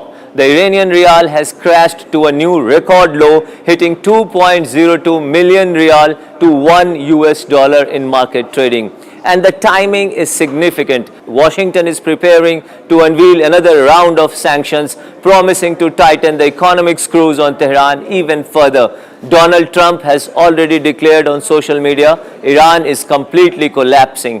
But here is the big question. Is Iran really collapsing, or is Tehran using the Strait of Hormuz to run its economic weakness into global pressure point? For ordinary Iranians, the currency crash is not just number flashing on a trading screen. It is hitting the kitchen table, it is hitting savings, and it is hitting the cost of survival. Iran was already struggling with a double-digit inflation and negative economic growth before the latest phase of the conflict. But months of war, previous sanctions, and growing international isolation have pushed the pressure to another level. The numbers tell a brutal story. Since the war began, rice prices have reportedly risen by around 60%. Beef prices are more than 150% higher. And the International Monetary Fund is forecasting that Iran's economy could shrink by more than 5%. From Asia's largest news headquarters, setting the agenda for Bharat.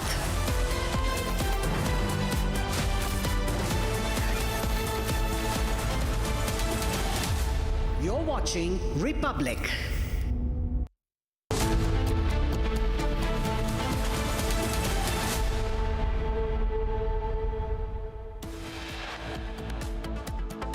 We had sent in a lot of loiter ammunitions at Sargodha, and Kirana Hills is about 10 kilometers north of Sargodha. So the loiter ammunition is looking for radars which are in around Sargodha, and it's got a lifetime, means time. It will loiter for about 2 hours, and once it doesn't find a target, then it comes down and hits somewhere. It must have come and hit, one of those hills. Big Op Sindoor revelations. Former CDS General Anil Chauhan confirms Indian Air Force striking Kirana Hills, a prime nuclear hub in Pakistan.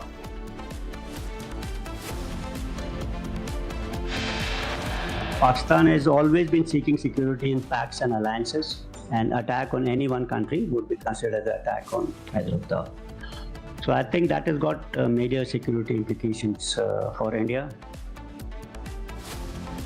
Former CDS Chauhan clarifies that unless Mecca Pact explicitly states that it is not against India, it must be assumed that it is against India.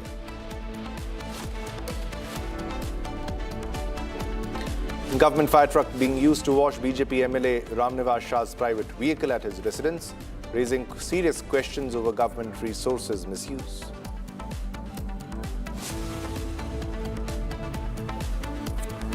Flash floods sweeps through Nepal's Rasua, damaging markets and hydropower projects and prompting authorities to warn communities downstream along the Trishuli River.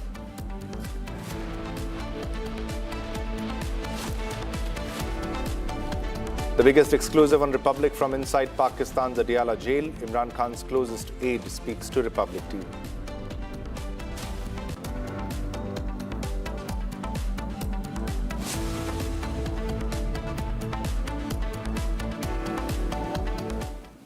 A big revelation has been made by former CDS Anil Chauhan on the inside details of Operation Sindoor. Now, speaking at the Vimarsh event on Operation Sindoor and its aftermath at the Vivekananda International Foundation, Chauhan made astonishing revelations and said that Indian loitering missions were sent to search for radars around Sargodha.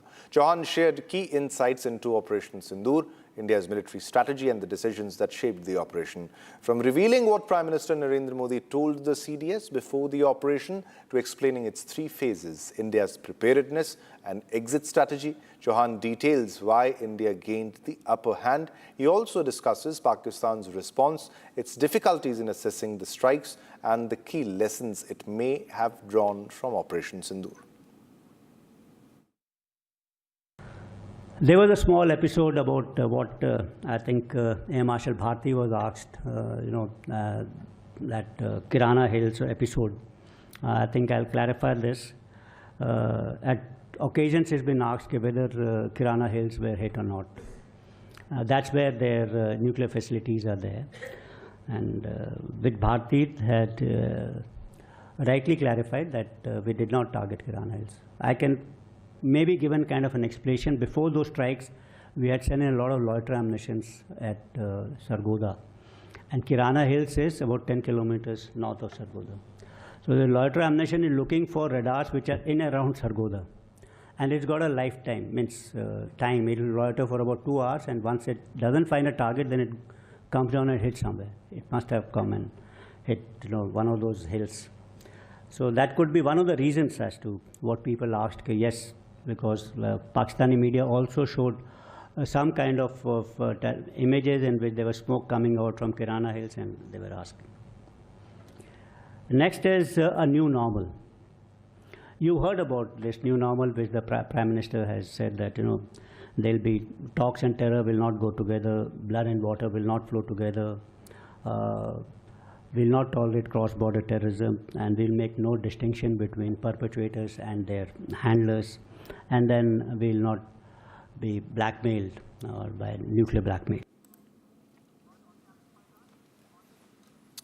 Now, the biggest exclusive on Republic from inside Pakistan's Adiala Jail. Imran Khan's closest aide speaks to Republic TV. PTI chairman Barrister Gohar Khan, in his first ever interview to international media, is live and exclusive. Imran Khan has been launched in Adiala Jail for over 2 years now, facing more than 150 cases. His party has alleged a political witch hunt and a complete denial of justice, with repeated claims about his deteriorating health and solitary confinement. What is Imran Khan's real health condition? What is the PTI's next big strategy? Hear it straight from the man closest to Imran Khan, Barrister Gohar Khan. Listen in.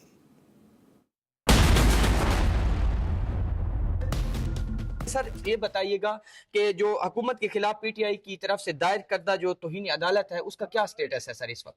देखो, हमने एक petition file कर दी थी Saturday वाले दिन और हम अदालत से यही दरख्वास्त कर रहे हैं कि 18 तारीख को जो सुप्रीम कोर्ट ने ऑर्डर किया था और उसमें खान साहब को शिफा इंटरनेशनल हॉस्पिटल शिफ्ट होना था, उसमें एक बोर्ड बनना था मेडिकल जिसमें खान साहब की बहन और खान साहब के ज़ाती मुआलिज शामिल होना था। वो चूँकि लेटर इन स्पिरिट में इम्प्लीमेंट नहीं हुआ, उस हॉस्पिटल में नहीं ले जाया गया और वो टेस्ट नहीं हुए जिसका सुप्रीम कोर्ट ने ऑर्डर किया, लिहाजा हमने सुप्रीम कोर्ट से इस्तदा की है कि इस आर्डर को इम्प्लीमेंट करो। उस आर्डर की इम्प्लीमेंटेशन अभी बाकी है, लेकिन जो एप्लीकेशन हमने फाइल की है उसमें पहले ऑब्जेक्शन लगा हुआ था, ऑब्जेक्शन के बाद हमने उसको रीफाइल कर दिया और अब उसको नंबर अलॉट हुआ है। हमें उम्मीद है इंशाअल्लाह ताला कि जुमेरात को या जितनी भी जल्द हो सके सुप्रीम कोर्ट इंशाअल्लाह उसकी समाअत करे। मतलब आप क्या समझते हैं कब तक, अगले हफ्ते तक ये जा सकती है? देखो, हमने सुप्रीम कोर्ट से रिक्वेस्ट की है, उस पर एक नोट जरूर पुटअप हुआ होगा और सुप्रीम कोर्ट ने ये कहा है कि जितनी जल्द समाअत हो सकती हो हम करेंगे और बेंच की अवेलेबिलिटी भी देखेंगे और बेंच की अवेलेबिलिटी को देख करके इंशाल्लाह वो जल्द फैसला करेंगे। सर ये बताइएगा, आज आपने जो तौहीन अदालत डाली थी उसके ऊपर एतराज़ात लगे, फिर वो तौहीन अदालत दोबारा आप लोगों ने फाइल कर दी और उसको डायरी नंबर भी अलॉट कर दिया गया है। अब कल जो है वो परसों पीटीआई ने कहा है जुमेरात वाले दिन फिर आईएलएफ के वकला जाएंगे सुप्रीम कोर्ट के बाहर, फिर कोई धरना होगा या वो जो आप लोग अलामती प्रोटेस्ट करते हैं वो होगा? नहीं, देखो, धरना भी नहीं, अलामती प्रोटेस्ट भी नहीं। हमने ये कहा था कि इसको नंबर अलॉट करके इस पे नोट पुटअप कर दिए, नंबर अलॉट हो गया, नोट पुटअप हुआ होगा। अभी चीफ जस्टिस साहब को रूटीन में यही होता है कि दफ्तर नंबर अलॉट करता है, रजिस्ट्रार साहब एक नोट पुट करता है, चीफ जस्टिस को बताता है कि इसमें अर्जेंसी क्या है। हमने कहा है कि ये हेल्थ रिलेटेड मैटर है और उसके हेल्थ को शदीद ख़तरात लाहिक है और डॉक्टर का होना, डॉक्टर का टेस्ट इंटरव्यू वगैरह होना बड़ा ज़रूरी है। लिहाजा सुप्रीम कोर्ट ने कहा है कि हम उसकी हेयरिंग करेंगे। अगर थर्सडे को बेंच अवेलेबल हुआ, जो हमने रिक्वेस्ट की है, क्योंकि जज साहिबान पाकिस्तान में मौजूद है और अगर वो पाकिस्तान में है तो जूम से भी हेयरिंग हो सकती है, एक मीटिंग कॉल की जा सकती है। लिहाजा थर्सडे को मीटिंग हो जाएगी, नहीं है तो शायद जुमे को हो जाए। सर ये बताइएगा, जो सुप्रीम कोर्ट ऑफ पाकिस्तान का फैसला था उसके ऊपर हुकूमत ने मनो अमल क्यों नहीं किया, क्या वजूहात उन्होंने पेश की हैं? देखो, हमें तो कुछ नहीं बताया गया कि क्या वजूहात है, लेकिन सुप्रीम कोर्ट के ऑर्डर पे मन ऑन लेटर इन स्पिरिट अमल होना चाहिए था, हॉस्पिटल में शिफ्ट होना चाहिए था।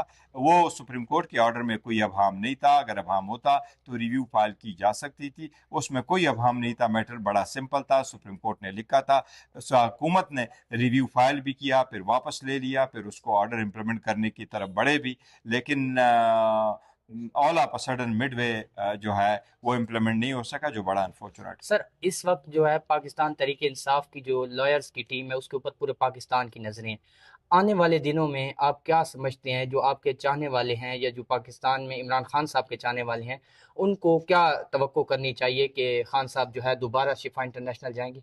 देखिए, हम कोशिश कर रहे हैं कानून के मुताबिक, इनके मुताबिक हम जा रहे हैं, हर फोरम में गए हैं, हम 25 मरतबा सुप्रीम हाई कोर्ट चले गए और अभी आज के जिस वक्त मैं गया मैंने बोला भी है तो 19 मरतबा हम सुप्रीम कोर्ट गए और एवरी टाइम जब हम जाते हैं सुप्रीम कोर्ट को तो हम उनको ये कह रहे हैं कि आइन कानून के मुताबिक ये हमारा राइट है, SOP के मुताबिक हमारा राइट है।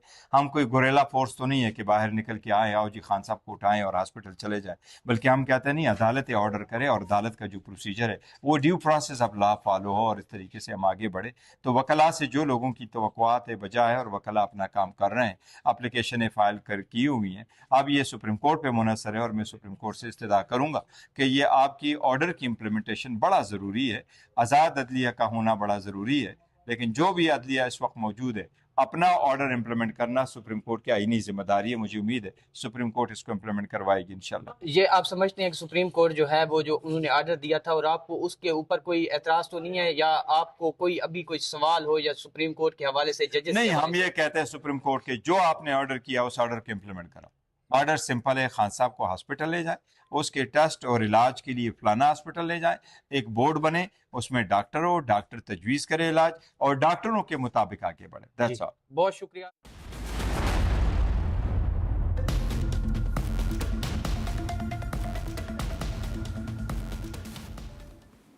All right, so that was an exclusive conversation with the closest aide of Imran Khan. Now let's move on to another top story that we are tracking. Rahul Gandhi's remarks on women's autonomy and the Manusmriti at his Chhatron Ki Gunj event in Pune have triggered a fresh political battle. Now the leader of opposition has accused the BJP and RSS of promoting a mindset that suppresses women, drawing a sharp response from Uttar Pradesh Chief Minister Yogi Adityanath, who accused Rahul Gandhi of insulting India's traditions and urged him to read the Veds. And now the BJP has also questioned Congress's position on Vande Mataram and women's reservation, while social media users have raised questions over Rahul Gandhi's approach to religious practices and women's rights. Now the controversy has now expanded into a larger debate over patriarchy, religion and political consistency. In childhood, a female belongs to her father. In youth, she belongs to her husband. When her lord is dead, she belongs to her sons. A woman must never be independent. This is a direct quote from the Manusmriti. And these words are a shame, because these words should never ever have been spoken. All right, now there are many reactions coming in from the BJP. That is, the Uttar Pradesh Chief Minister Yogi Adityanath has also slammed Rahul Gandhi, and also a reaction from Smriti Irani and other BJP leaders. Let's listen in. Rahul ji कहते हैं बेटियों को भड़काने का काम कर रहे हैं, कहते हैं मनुस्मृति से बाहर निकलिए। भाई, भारत की परंपरा तो ऐसी है, आप माने या ना माने कोई फर्क नहीं पड़ता है, लेकिन गलत तथ्यों से अवगत तो मत कराइए। आपको मनुस्मृति को मानना है मानिए, नहीं मानना है मत मानिए, लेकिन मनुस्मृति की अच्छाइयों को भी बताइए और बुराइयों को भी बताइए, बहस करिए इस पर।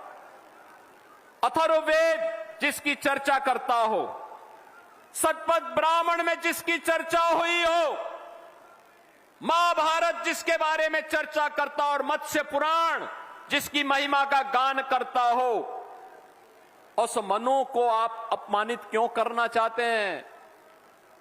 आप माने ना माने, कभी हमने नहीं कहा। आप तो राम की विरासत को भी अपमानित करते हैं। आपकी पार्टी ने तो कह दिया था कि राम हुए ही नहीं, लेकिन आज अयोध्या में कल भी आचरण आपकी पार्टी का और आपके नेताओं का आचरण देश ने देखा है, दुनिया ने देखा है। आप माने ना माने, लेकिन याद रखना, आज भी हर सनातनी जिस काल गणना को मानता है, वह काल गणना किसी और ने नहीं दी है। राहुल जी, वह काल गणना मनु ने दी है, और वह काल गणना है जब पलक झपकता है उसको निमेष कहते हैं। हमारे यहाँ काल गणना पलक झपकने को निमेष कहते हैं। 25 निमेष का एक काष्ठा होता है और एक 30 काष्ठा का एक कला,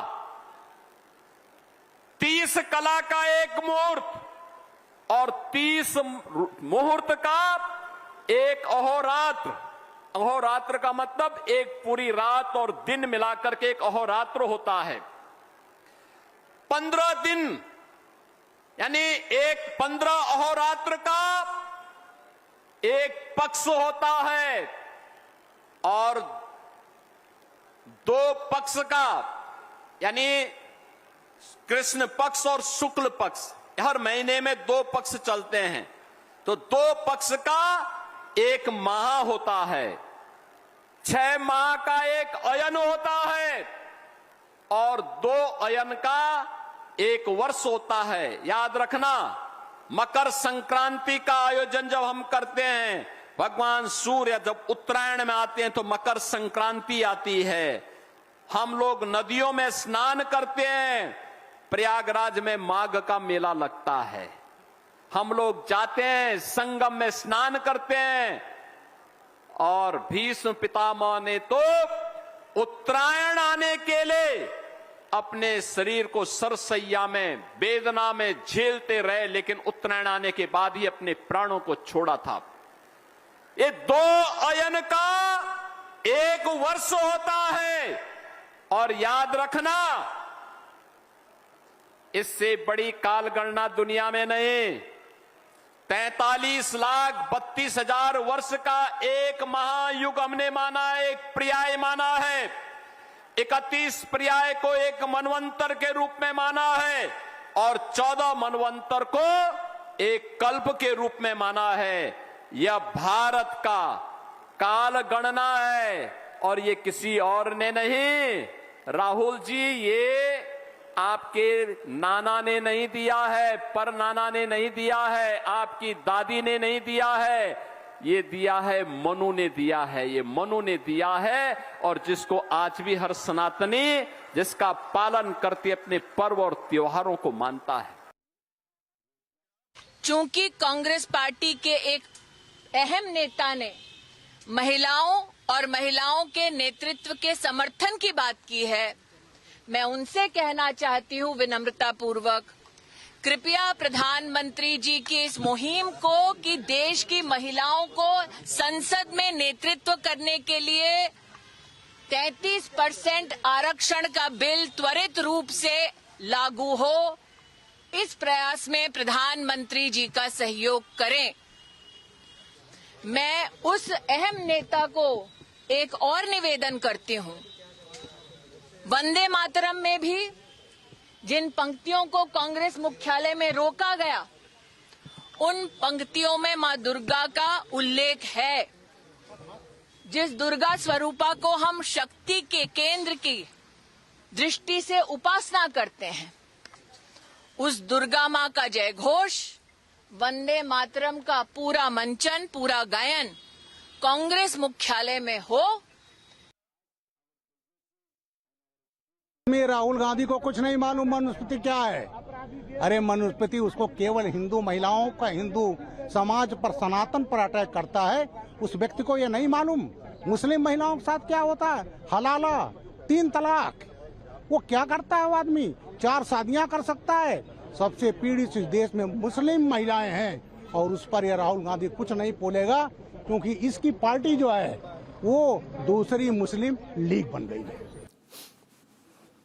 All right, viewers, let's move to the top story that we are tracking, and this is about the controversial New York mayor, the controversial mayor of New York City, that is Zohran Mamdani, who has said that he does not support the upcoming planned event at Madison Square Garden, as usual, where Rashtriya Swayamsevak Sangh Sarsanchalak, that is Chief Mohan Bhagwat, is scheduled to address members of the Indian diaspora on August 29th. Now, he said that the city may, however, not have the jurisdiction, so he's quite upset because of that to cancel the private event scheduled for the August 29th event. RSS Chief Bhagwat arrived in the US earlier in the day as part of the Rashtriya Swayamsevak Sangh's centenary year global outreach program. During his stay in New York, he would participate in the Universal Oneness program and address a gathering of around 5,000 people at the iconic Madison Square Garden on Saturday. And this is yet again the controversial mayor of New York City, Zohran Mamdani, opposing an RSS event. He also had earlier opposed the Ram Mandir.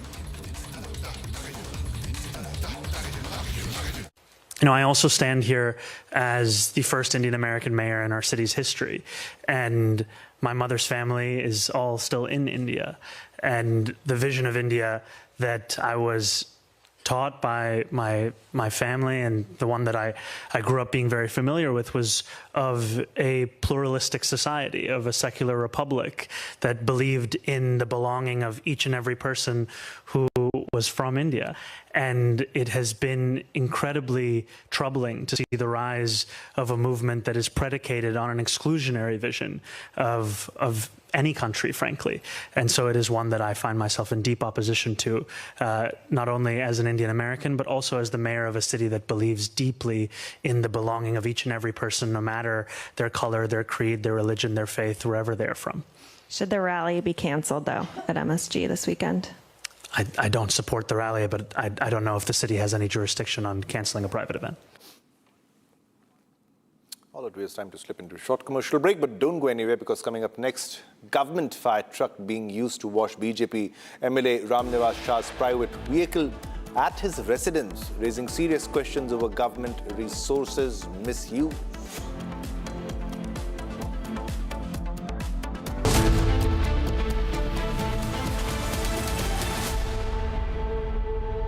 रंग रंग रंग रंग रंग रंग रंगीन रे देखो कैसे भी हो दिन रंग बना रहे वो जो पेंट्स रंग बना रहे रंग रंग रंग रंगीन रे देखो कैसे भी हो दिन रंग रंग रंग बना रहे रंग रंग रंग रंगीन रे देखो कैसे भी हो दिन रंग रंग रंग बना रहे रंग रंग रंग रंगीन रे रंग रंग रंग बना रहे वो जो पेंट्स रंग बना रहे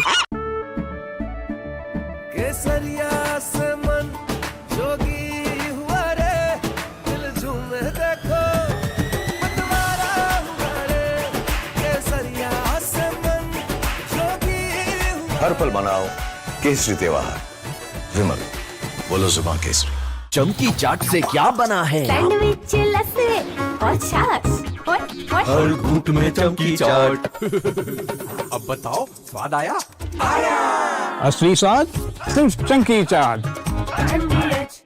I wake up wearing someone else again. Don't let it slip. I'm losing.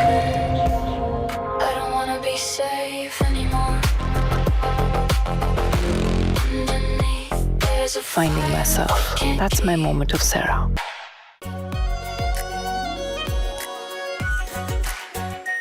Our pure Shahi Paneer Masala. Delicious, healthy, every day.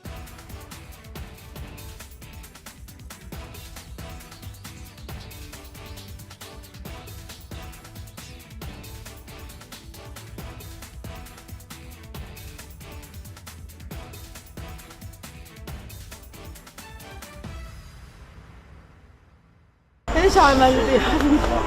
ما عملتيش شيء يا حبيبتي.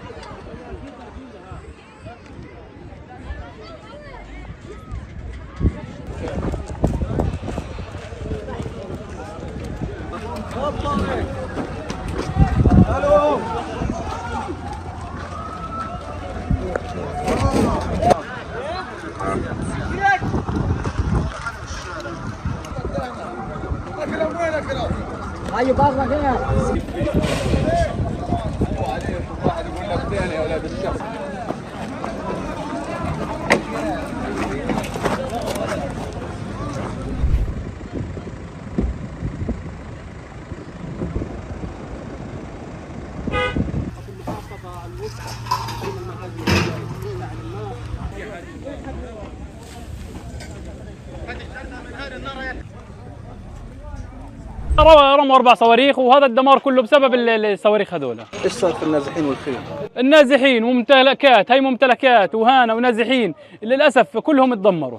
للأسف الحين هم بلا مأوى، هم هالوقت بلا مكان يروحوا يقعدوا له. هم الحين بفكروا كيف يستقروا، كيف يروحوا لمكان آمن ثاني، أو كيف يستقروا في هذا المكان. بدنا نعيش بأمان، بدنا نعيش بحياتنا، بدنا نحس. هاي بيت شايفين كيف؟ هاي هذا البيت تدمر واحنا واقفين وبنتكلم بسبب القصف اللي كان قبل شوية.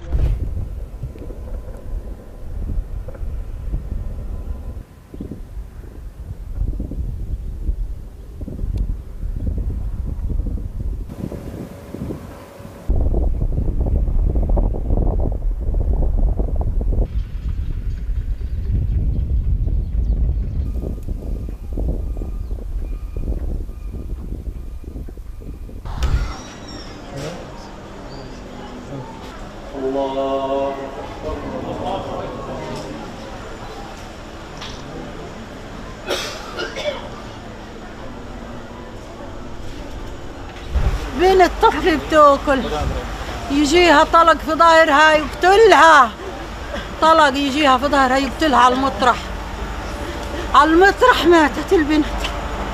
بنت صغيرة 10 سنين عمرها، ما عملتش ولا حاجة.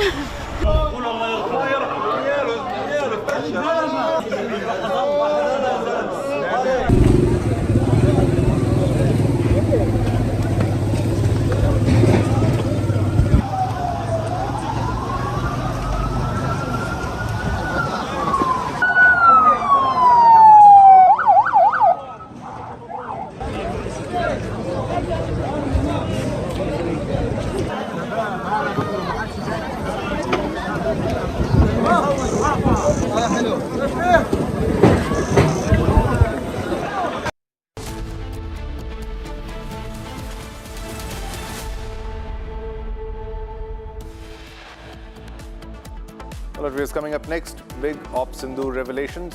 Former CDS General Anil Chauhan confirms Indian Air Force striking Kirana Hills, a prime nuclear hub in Pakistan.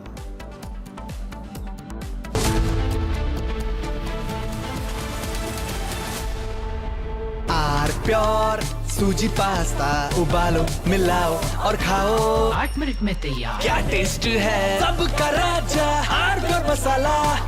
Amity has been ranked India's #1 not-for-profit private university for 11th year, with top 10 ranked institutions in management, engineering, biotech, law, masscom, telecom, hospitality, fashion and more. Yet another top ranking for Amity University. चमकी चाट से क्या बना है? आलू चाट या fruit चाट, स्वाद बढ़ाए चमकी चाट। क्या बात है? स्वादिष्ट पकोड़े और परेशान, अरे चमकी चाट है इसकी जान। असली स्वाद सिर्फ चंकी चाट। Iran's economy is staring at a fresh shock. The Iranian rial has crashed to a new record low, hitting 2.02 million rial to $1 in market trading. And the timing is significant. Washington is preparing to unveil another round of sanctions, promising to tighten the economic screws on Tehran even further. Donald Trump has already declared on social media, Iran is completely collapsing. But here is the big question, is Iran really collapsing, or is Tehran using the Strait of Hormuz to run its economic weakness into global pressure point? For ordinary Iranians, the currency crash is not just number flashing on a trading screen. It is hitting the kitchen table, it is hitting savings, and it is hitting the cost of survival. Iran was already struggling with a double-digit inflation and negative economic growth before the latest phase of the conflict. But months of war, previous sanctions, and growing international isolation have pushed the pressure to another level.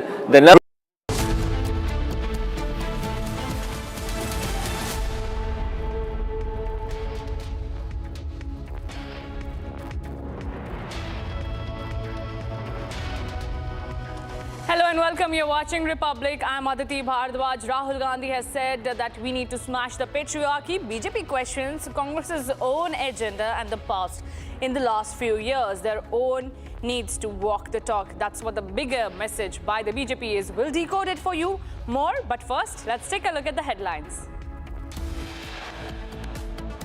We had sent in a lot of loiter ammunitions at Sargodha, and Kirana Hills is about 10 kilometers north of Sargodha.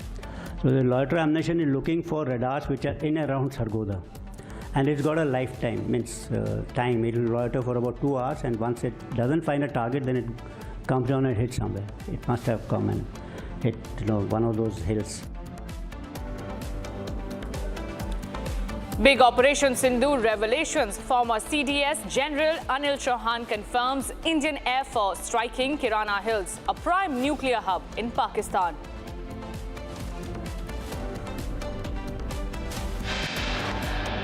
Pakistan has always been seeking security in pacts and alliances, and attack on any one country would be considered an attack on either.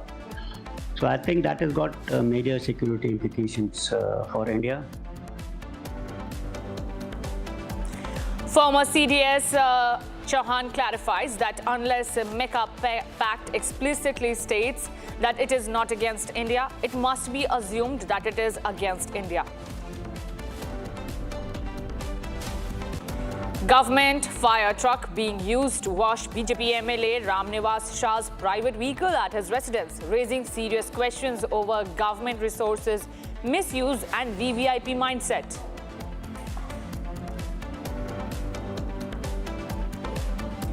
Flash flood sweep through Nepal's Rusawa, damaging markets and hydropower projects and prompting authorities to warn communities downstream along the Trishuli River.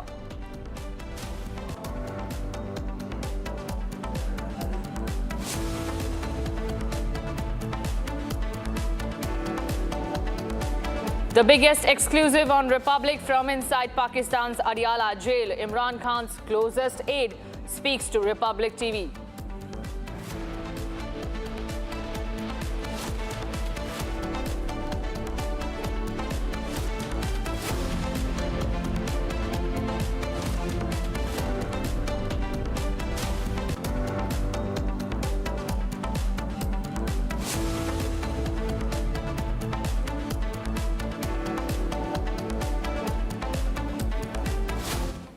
Trouble seems to be mounting for Nepal as another flood warning has been issued for Nepal. And now, reacting to the same, Nepal Prime Minister Balendra Shah has called a meeting of the National Council for Disaster Risk Reduction and Management regarding the flood that occurred in Rasuwa this morning. In the meeting held recently at the office of the Prime Minister and Council of Ministers in Singadarbar, a briefing was given on the details of the damage caused by the flood so far.